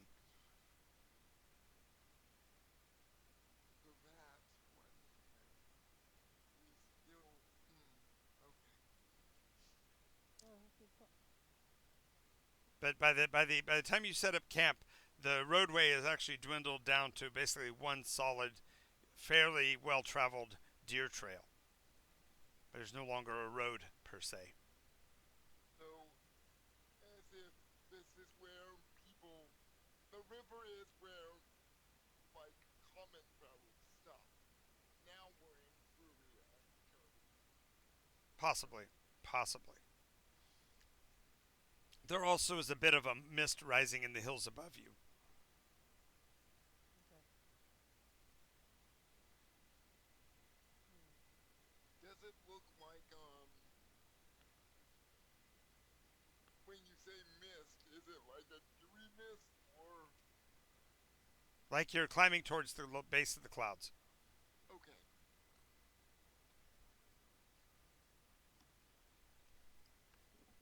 So, who's taking the watches in what order for tonight? I'll take the the darkest watches because I have dark vision. I know. Okay.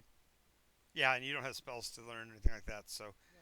Peekaboo, you taking first or last then?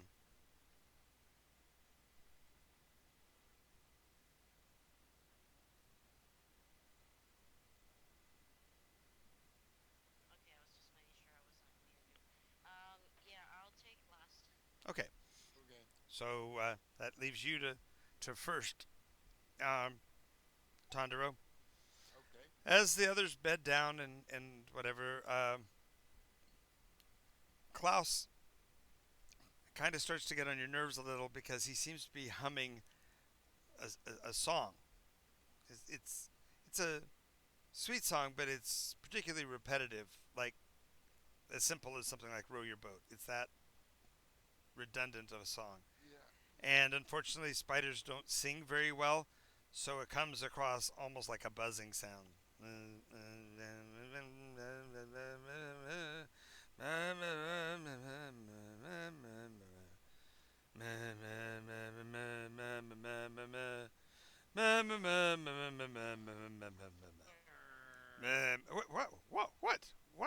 What, friend bear? Sorry, it's just that's a little bit.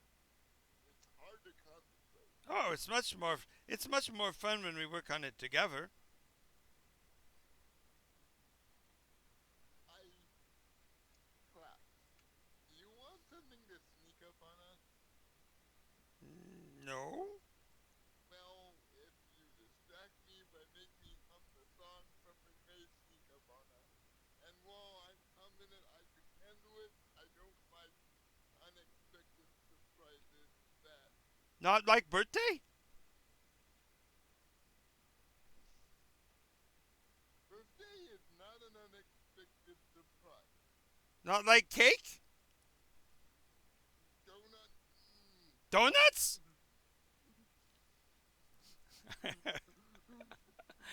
Cheeseburger pie? Pudding? I can. Wow.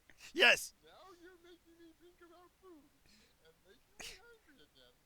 And that is not good for anyone. Yes. Especially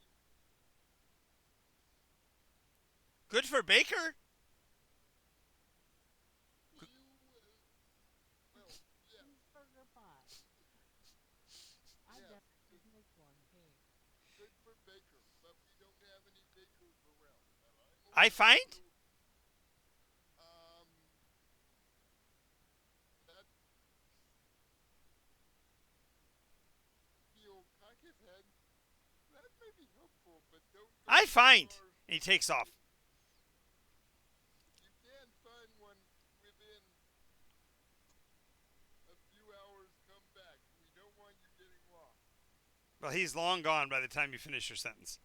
Yeah, I was just trying to get him out of my hair. I didn't really. Okay, after your watch period is gone, it's time to wake up. Catherine. No, because what's name's doing last watch, so she has to wake up now. No, I am Oh, second. you're taking that. You He was first. okay? I'm second. Peekaboo's last. That's right. That's right. Okay, so you wake up Catelyn. Um, Anything to tell her? Cl- I Klaus was seeing and getting on my nerves, and then he started talking about food, which led to bakers. So he went off to find a baker. I don't know. Yeah, because they've got really good Papa, Mama, and baby meals.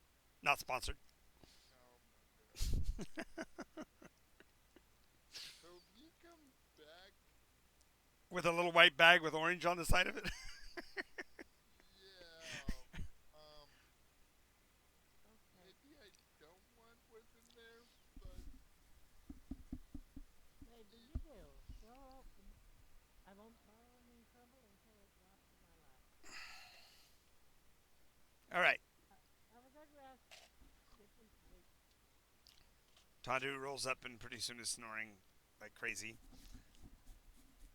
he's actually gonna like Again, I can imagine the bear got this really deep snore, and Peekaboo does this little wee wee wee wee wee wee when she sleeps, so that it's like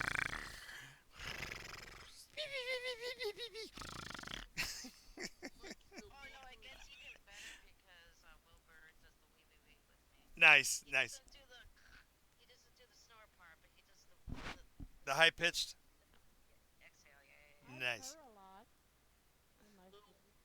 nice. the You guys are quite cacophonous. Great, yes, Cat and happiness. cat he's gonna cacophonous.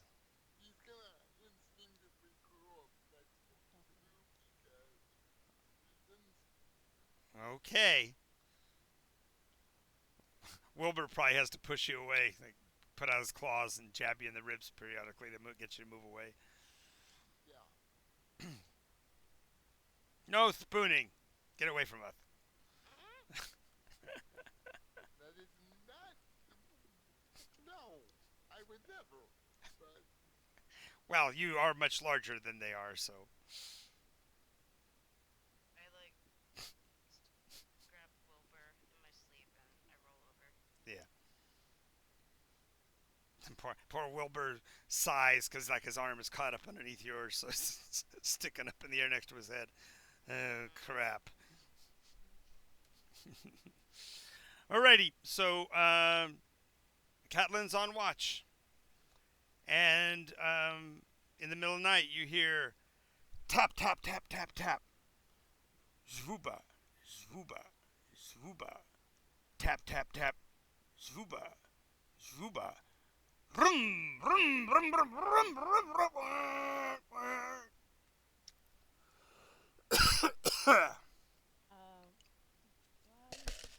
Try to see what's making the noise. If not, he's gonna move north of the map. Okay. As you move out of the light to see what's happening, just to the north of you, as has been the pattern. So just to the south of you, no, on the north of you, as has been the pattern, you see a beautifully paved road start maybe 50 paces from the deer trail. And there, standing next to it, busy with paintbrushes, are two Jinkskin painting a sign.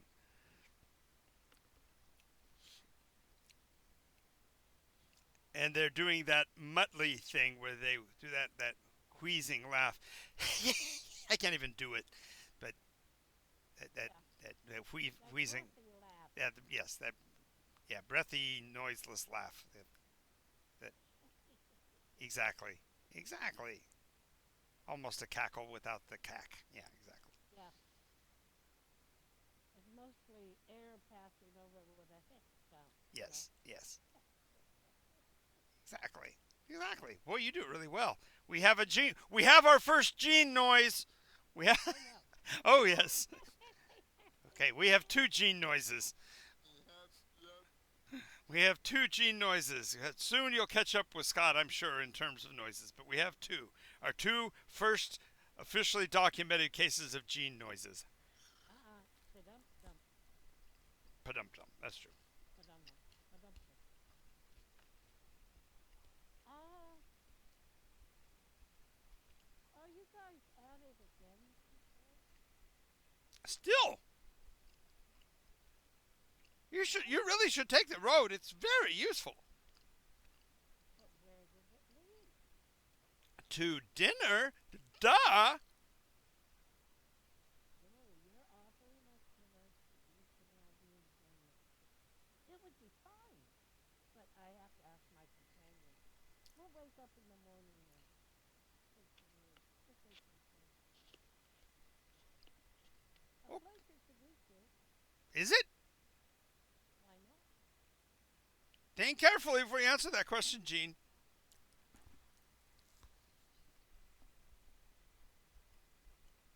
Is it a pleasure? Did I Is ask it the question? is it a pleasure to meet them? Is what you said. You said it was a pleasure to meet them, and they said, "Is it a pleasure to meet us?"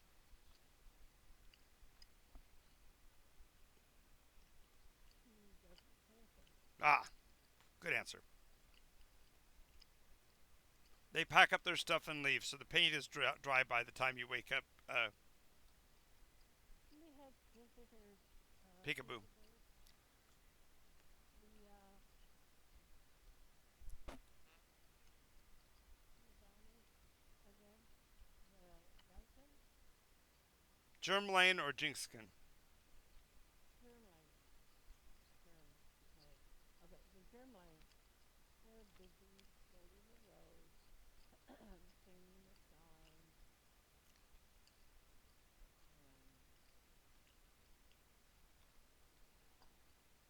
I know we've avoided it so far, but right now we're on the hills and climbing through the clouds, and I don't know how much room we have left.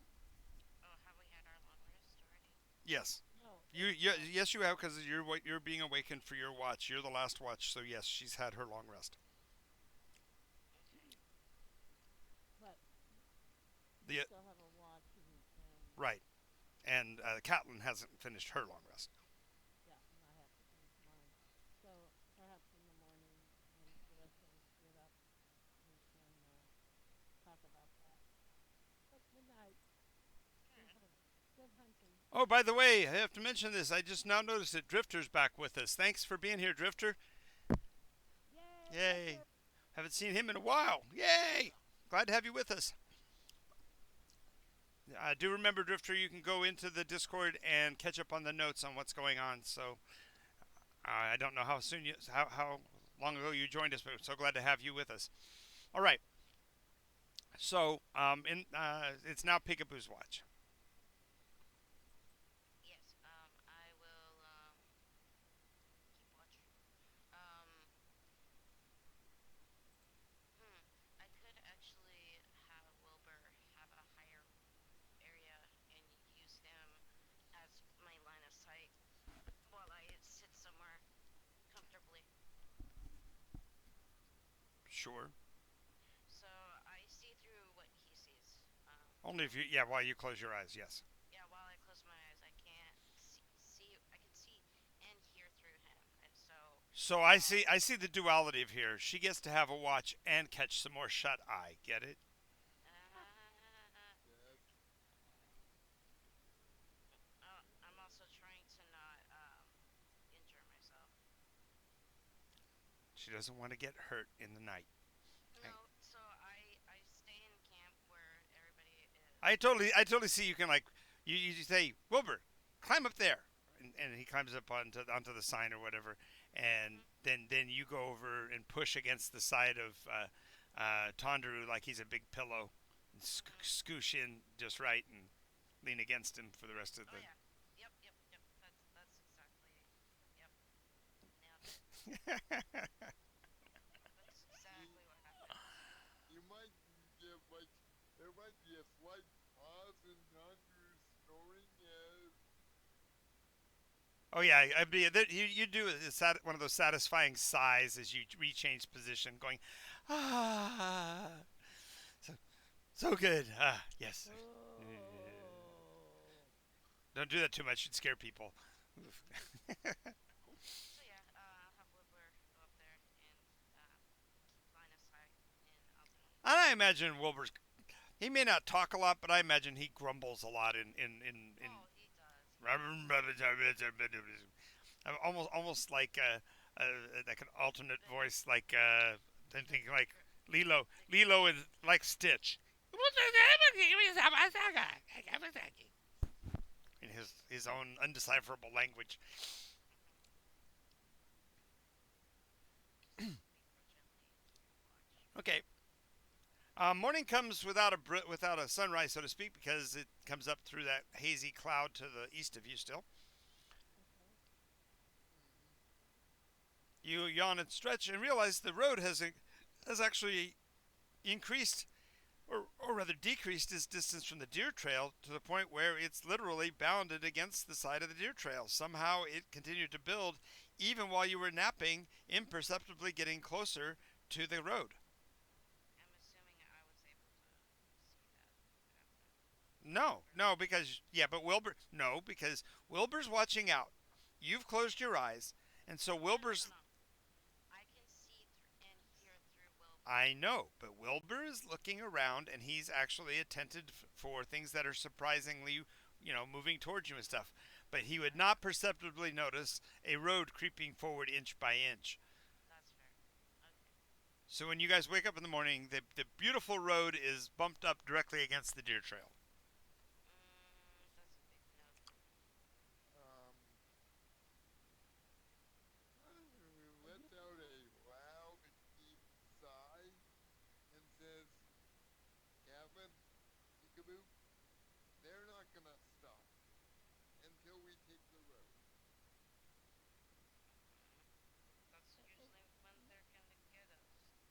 well, remember what they enjoy is if we eat and enjoy our meal, they enjoy us enjoying our But meal. the only one of us that can technically eat is Tandaru. I can eat. Yeah, I but can but you're hear. but you're the problem is that you as a cat will just when you've eaten too much, you'll instinctively just create a cat ball. Off on the side of the road someplace where no one can see because you're stylish that way. Whereas Tondaroo is regularly yagging after he's eaten too much. Like he's doing right now. Like he's doing right now. Breathe, Scott. Please breathe. I know you're laughing, but please breathe in between. Did that hurt? Yeah, that was a particularly chunky bit of his lunch from yesterday that came back just now. I didn't know he was a ruminant. Doesn't mean to be, but man, when there's food, he wants to eat it, and then later on he pays for it because he doesn't need it. Well, that's just further proof that we need to get out of this storm and get back to. It still bugs me. It really does. These people are living in the never land. Such a place. You're never hungry. You're never sleepy. You're never tired. You're never exhausted. So we just need to find the source and Apparently, destroy. the three of them were the source. Relic, the queen, and him. Somehow between all three of them. Well, there has to be a point where they work their magic. That's what we need to find. But my point is, the Gurmlane are not going to stop until we take the bear road. So we might as well see where that leads. I know you guys don't trust it, but I'm getting frustrated at their persistence. You didn't reward them for their persistence. Whatever you do, don't look at the screen right now. Okay, I closed my eyes. I'm I kidding. did. I'm totally kidding, Scott. Look at the screen. You do. He's like, may I do one day. No, it's more like they're falling directly into my plans. I'd rather not. Let's. A I deep, I a deep, strongly. a deep squirrely voice says. A deep squirrely voice says, "Excellent." God, okay, so the Gurmlane are now. Okay, so Faster than Bjorn, crows. There, I can I do it. feel. There, I can do it for a second since Scott's on. Okay, Peekaboo, I agree with you. We still haven't gone to the east as far as we can go. So Very we'll well. pursue this track and see where it goes. All right, climbing upward into the rougher terrain here. Your cat-like reflexes help you a little bit. The bear is this is like natural terrain for the bear, so he just is. You're having a hard time though, Peekaboo, because you can't skateboard uphill.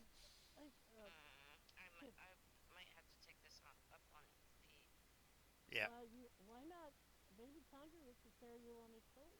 Well, I think one thing she would figure out is that she could put some a bit of a heel on her skating shoes.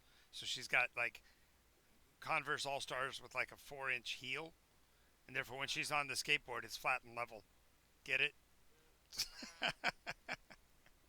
No, no, that's not happening. No. Now, there's no backstop on the skateboard. Yeah. Conjurer will offer to assist you if needed, Peekaboo. Hmm? Even though Oh, he's gonna push on your shoulder so you could cart ride it up. Oh, okay. All right, I'll yes, sit on it, or I'll stand on it. Sit on it cross-legged, and he just puts his shoulder against you and climbs up the hill. Yep, yep, yep, yep. All right. So you make it to the edge of the clouds, and the moisture is slightly cooler than the temperature around you. So start to take on a bit of a chill as you're climbing up into the cloud. Mhm. But it doesn't take very long for it to clear. Not to clear, but to level out. And it levels out so rapidly that you realize that you're walking on a road. Like there's a road that came literally to the top of the mountain or directly into this fog, and then just stopped when the mountain started to descend on the deer trail. It's the strangest thing. It's like literally one step you're in on just a deer trail, and the next step you're on a nice solid flat road. does this road have look like freshly red paint like we've been It seeing does not. before? It looks like it looks most like the road that went into Macon. Okay. We just go around in a giant circle. Conjurer says out loud. I don't know. You're still facing still facing east as far as you can tell. Okay, After you press on for a little while, the clouds dissipate. The day becomes clear again. You see the ground ahead of you is marked out in hexagons with fences across the tops of the walls in some places. Not everywhere, but some of them have little pens of cattle, and some of them have different kinds of uh, well, that's the first culti- time. cultivated fields. Some of them are just straight rangeland. Well, that's the first time we actually saw cultivation. No, you saw it before. You saw that, but you never saw anybody working it. I never said you saw anybody working the fields. Okay. But they're very similar. Yeah. And then as you're walking along, you see a road sign that's facing the opposite direction. So we have to go around the front of it. Right. You have to go around to the just continue down the pathway and look back over your shoulder to see what it says. Basically, What did you say? it says um, Tenerife, and with an arrow pointing in that direction. How could it be Tenerife? Well, Tenerife to the west is true. So if we think we're still pointing east. Good one, Peekaboo. You've been walking east the whole time. Tenerife has always been to the west, but you just now passed a sign that says Tenerife in that direction behind you, which still makes sense. But it's like, wow, they're advertising Tenerife this far out. We're a day and a half out. We've not found any major road, and all of a sudden we're back on nice road again. Why? Well, this is weird. Well, let me look at the paint. Is it fresh? Nope, nope. It looks weathered and old, just like the sign you passed long, long, long ago. South in this map. Well, you're not to that. Yeah, yeah. So Okay. as you're moving along, you do see a sign ahead of you. But at this distance, you can't read it. You've got to cross another, say, quarter mile to be able to read it. Okay. Then we'll go another As you quarter mile. approach it, the sign says Elspeth to the south, Macon to the east, Forest of Val to the north. We're at the crossroads. You're approaching the crossroads. We're approaching. So We've gone so close.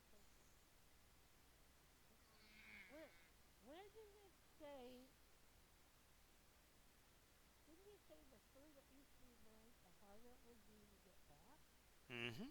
Yes. We haven't had any really difficult ones. I The mean, trap. The travel aspect matters. Everybody put a Roman numeral 1 on your character sheet, please. a Roman numeral one on the character. Mm-hmm. Oh, I have to get my computer. Okay.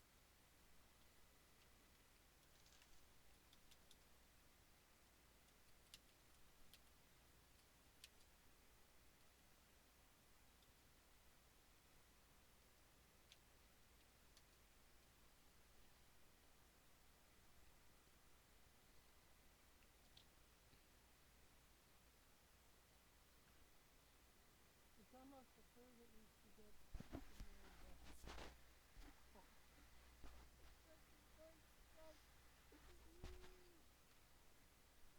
So there is. As you're approaching the intersection, you see a cart being pushed along by an old woman. It has all kinds of signs all over it. Mellifluous. It does. Hello. She doesn't seem to hear you. Mellifluous. She stops at the middle of the crossroads, looks all directions, scratches her head, shrugs, and keeps walking. Curious. What's her name? M- Mellifluous. Mellifluous. You started just calling her Mel because it was hard to pronounce her name. It actually means sweet song, mellifluous. But she's a dentist and a surgeon and a barber and a tinker Oh, and a potsmith and a coppersmith and several other titles on her sign. okay. Too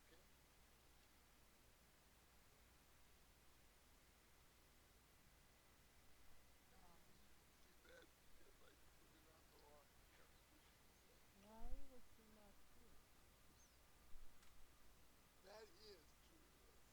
But Do we have to go all the way around the other way to return? I don't understand.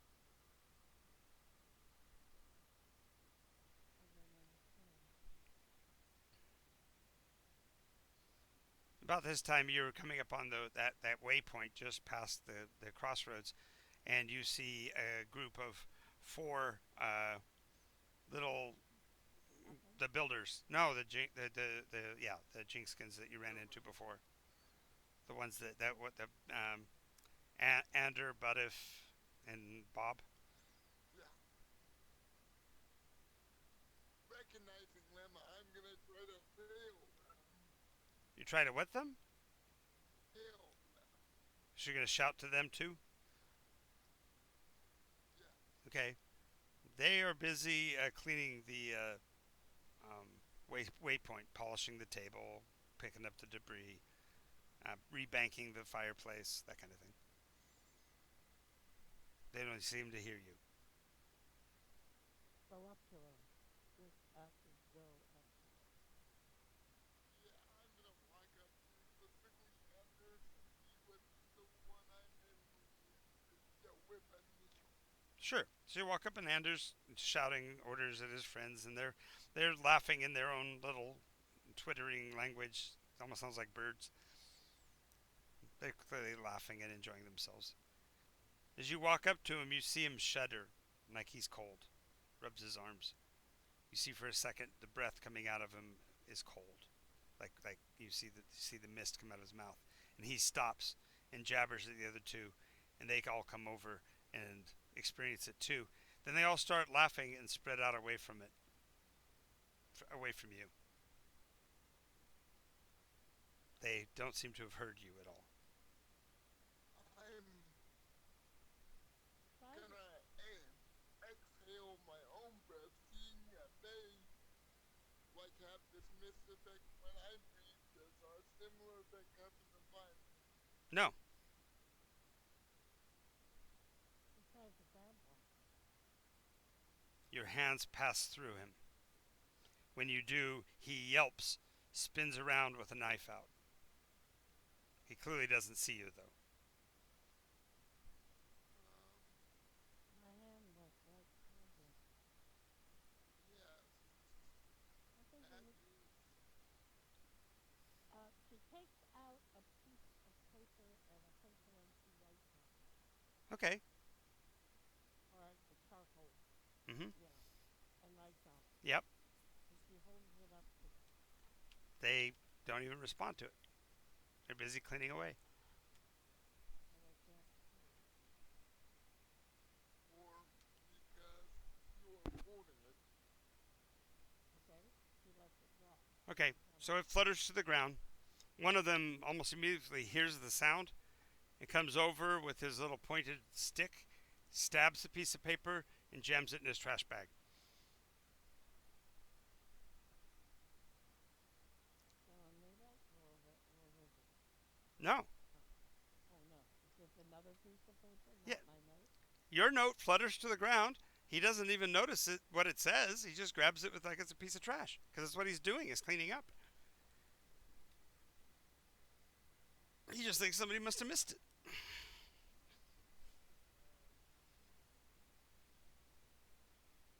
Peekaboo, can you do arcane on us to see if we've been affected by some sort of spell?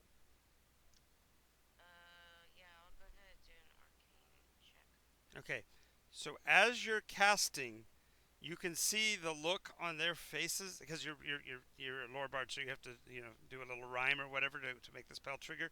As you're making the sound, the three of them huddle together with eyes wide, like they're terrified. And as you finish the spell, you don't detect. There's no magic on you guys at all, and the three of them shriek and run away, literally vanishing like they did before. Poof, poof, poof. You know, it might be a fine time to go check out the vault door. That could be a good idea. I mean, Not that it but can it is affect it. disconcerting. Also, to be fair, arcane doesn't. It's not a spell. It's a check. Right. Yeah. I'm just saying the check, even even a successful check won't detect anything. Is what I was getting Got it. Got it. Got it. Got it. at. Because there's no magic on you. Okay. No, there's no magic that I know of that's being casted on us. So, so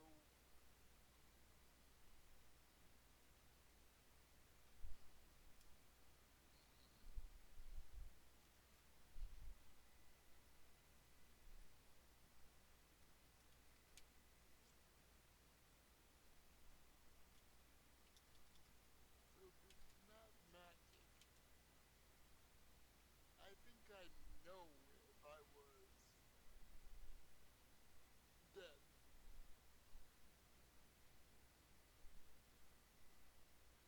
Or died. Yes.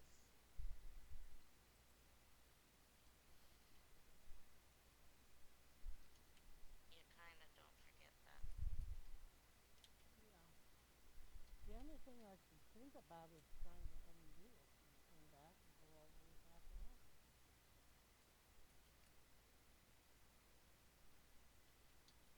What do you Or, think? yes. We There's need also this. I heading posted up. I posted the applicable Stormwatch storm rule for you. It's a rule that you learned this way. Okay, let's look. Stormwatch Storm Rule 2. Green storm walls, are collectively expansive. You crossed the exact same distance across the storm as you had from your original inception, and you've passed now into another expansion of the green storm.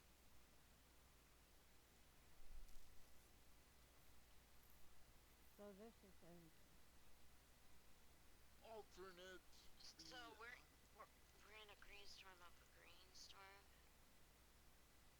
Well, okay, think of it this way. You walked into a green storm traveling west, traveling east. As you pass through and get to the other side, you found the other storm wall, but you didn't perceive it as such. Instead, you saw it as the misty cloud. But you continued onward. As you do, you pass into the storm again from the east side.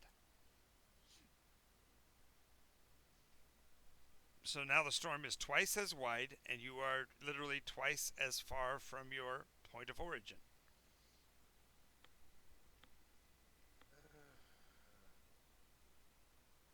Yeah. Hence the argument that the farther east you go, the more difficult it is to get home. So that's what he meant because the walls keep expanding exponentially. Not exponentially, just a straight linear, but the farther you go, you have to then remember how many times you've crossed walls to remember how far away you are. And therefore, if you pass too many walls and can't remember how far it's been, you won't be able to find the actual place where the gate is out of here.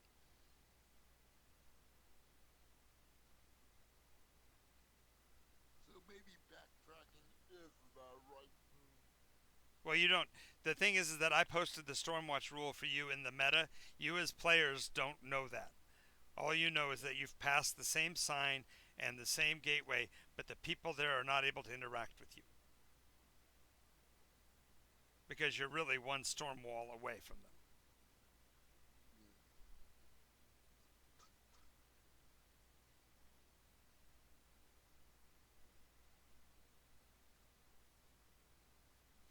What fun! And look at the time. It's 3:58. So I guess we'll carry this on next week.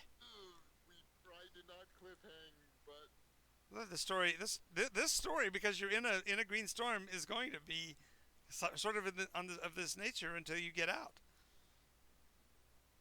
Every time we get out, we get in deep. Well, there's a way to solve it, and you do know that you have to go north, so that is true. But do you want to go north into the Vol Forest from here, or do you want to backtrack to town and go back through the other Macon and go north? I'd say we backtrack to town. But But there's no justification to think about it that way yet. yeah, yeah. Captain, you retrace the steps whenever you get in trouble. That's true. If you feel you're in trouble, that would make sense. But I don't know that you're all convinced that you're in trouble yet. Although it is weird that they're reacting more as if you're ghosts than if you're actually there. Yeah, that is disconcerting to Tundra. I know that's why Tundra's going. Am I dead? Did I die someplace? That sounds like a. And I died and Peekaboo died at the same time. Oh, I can see poor Tundru's face when you say that. We all died together.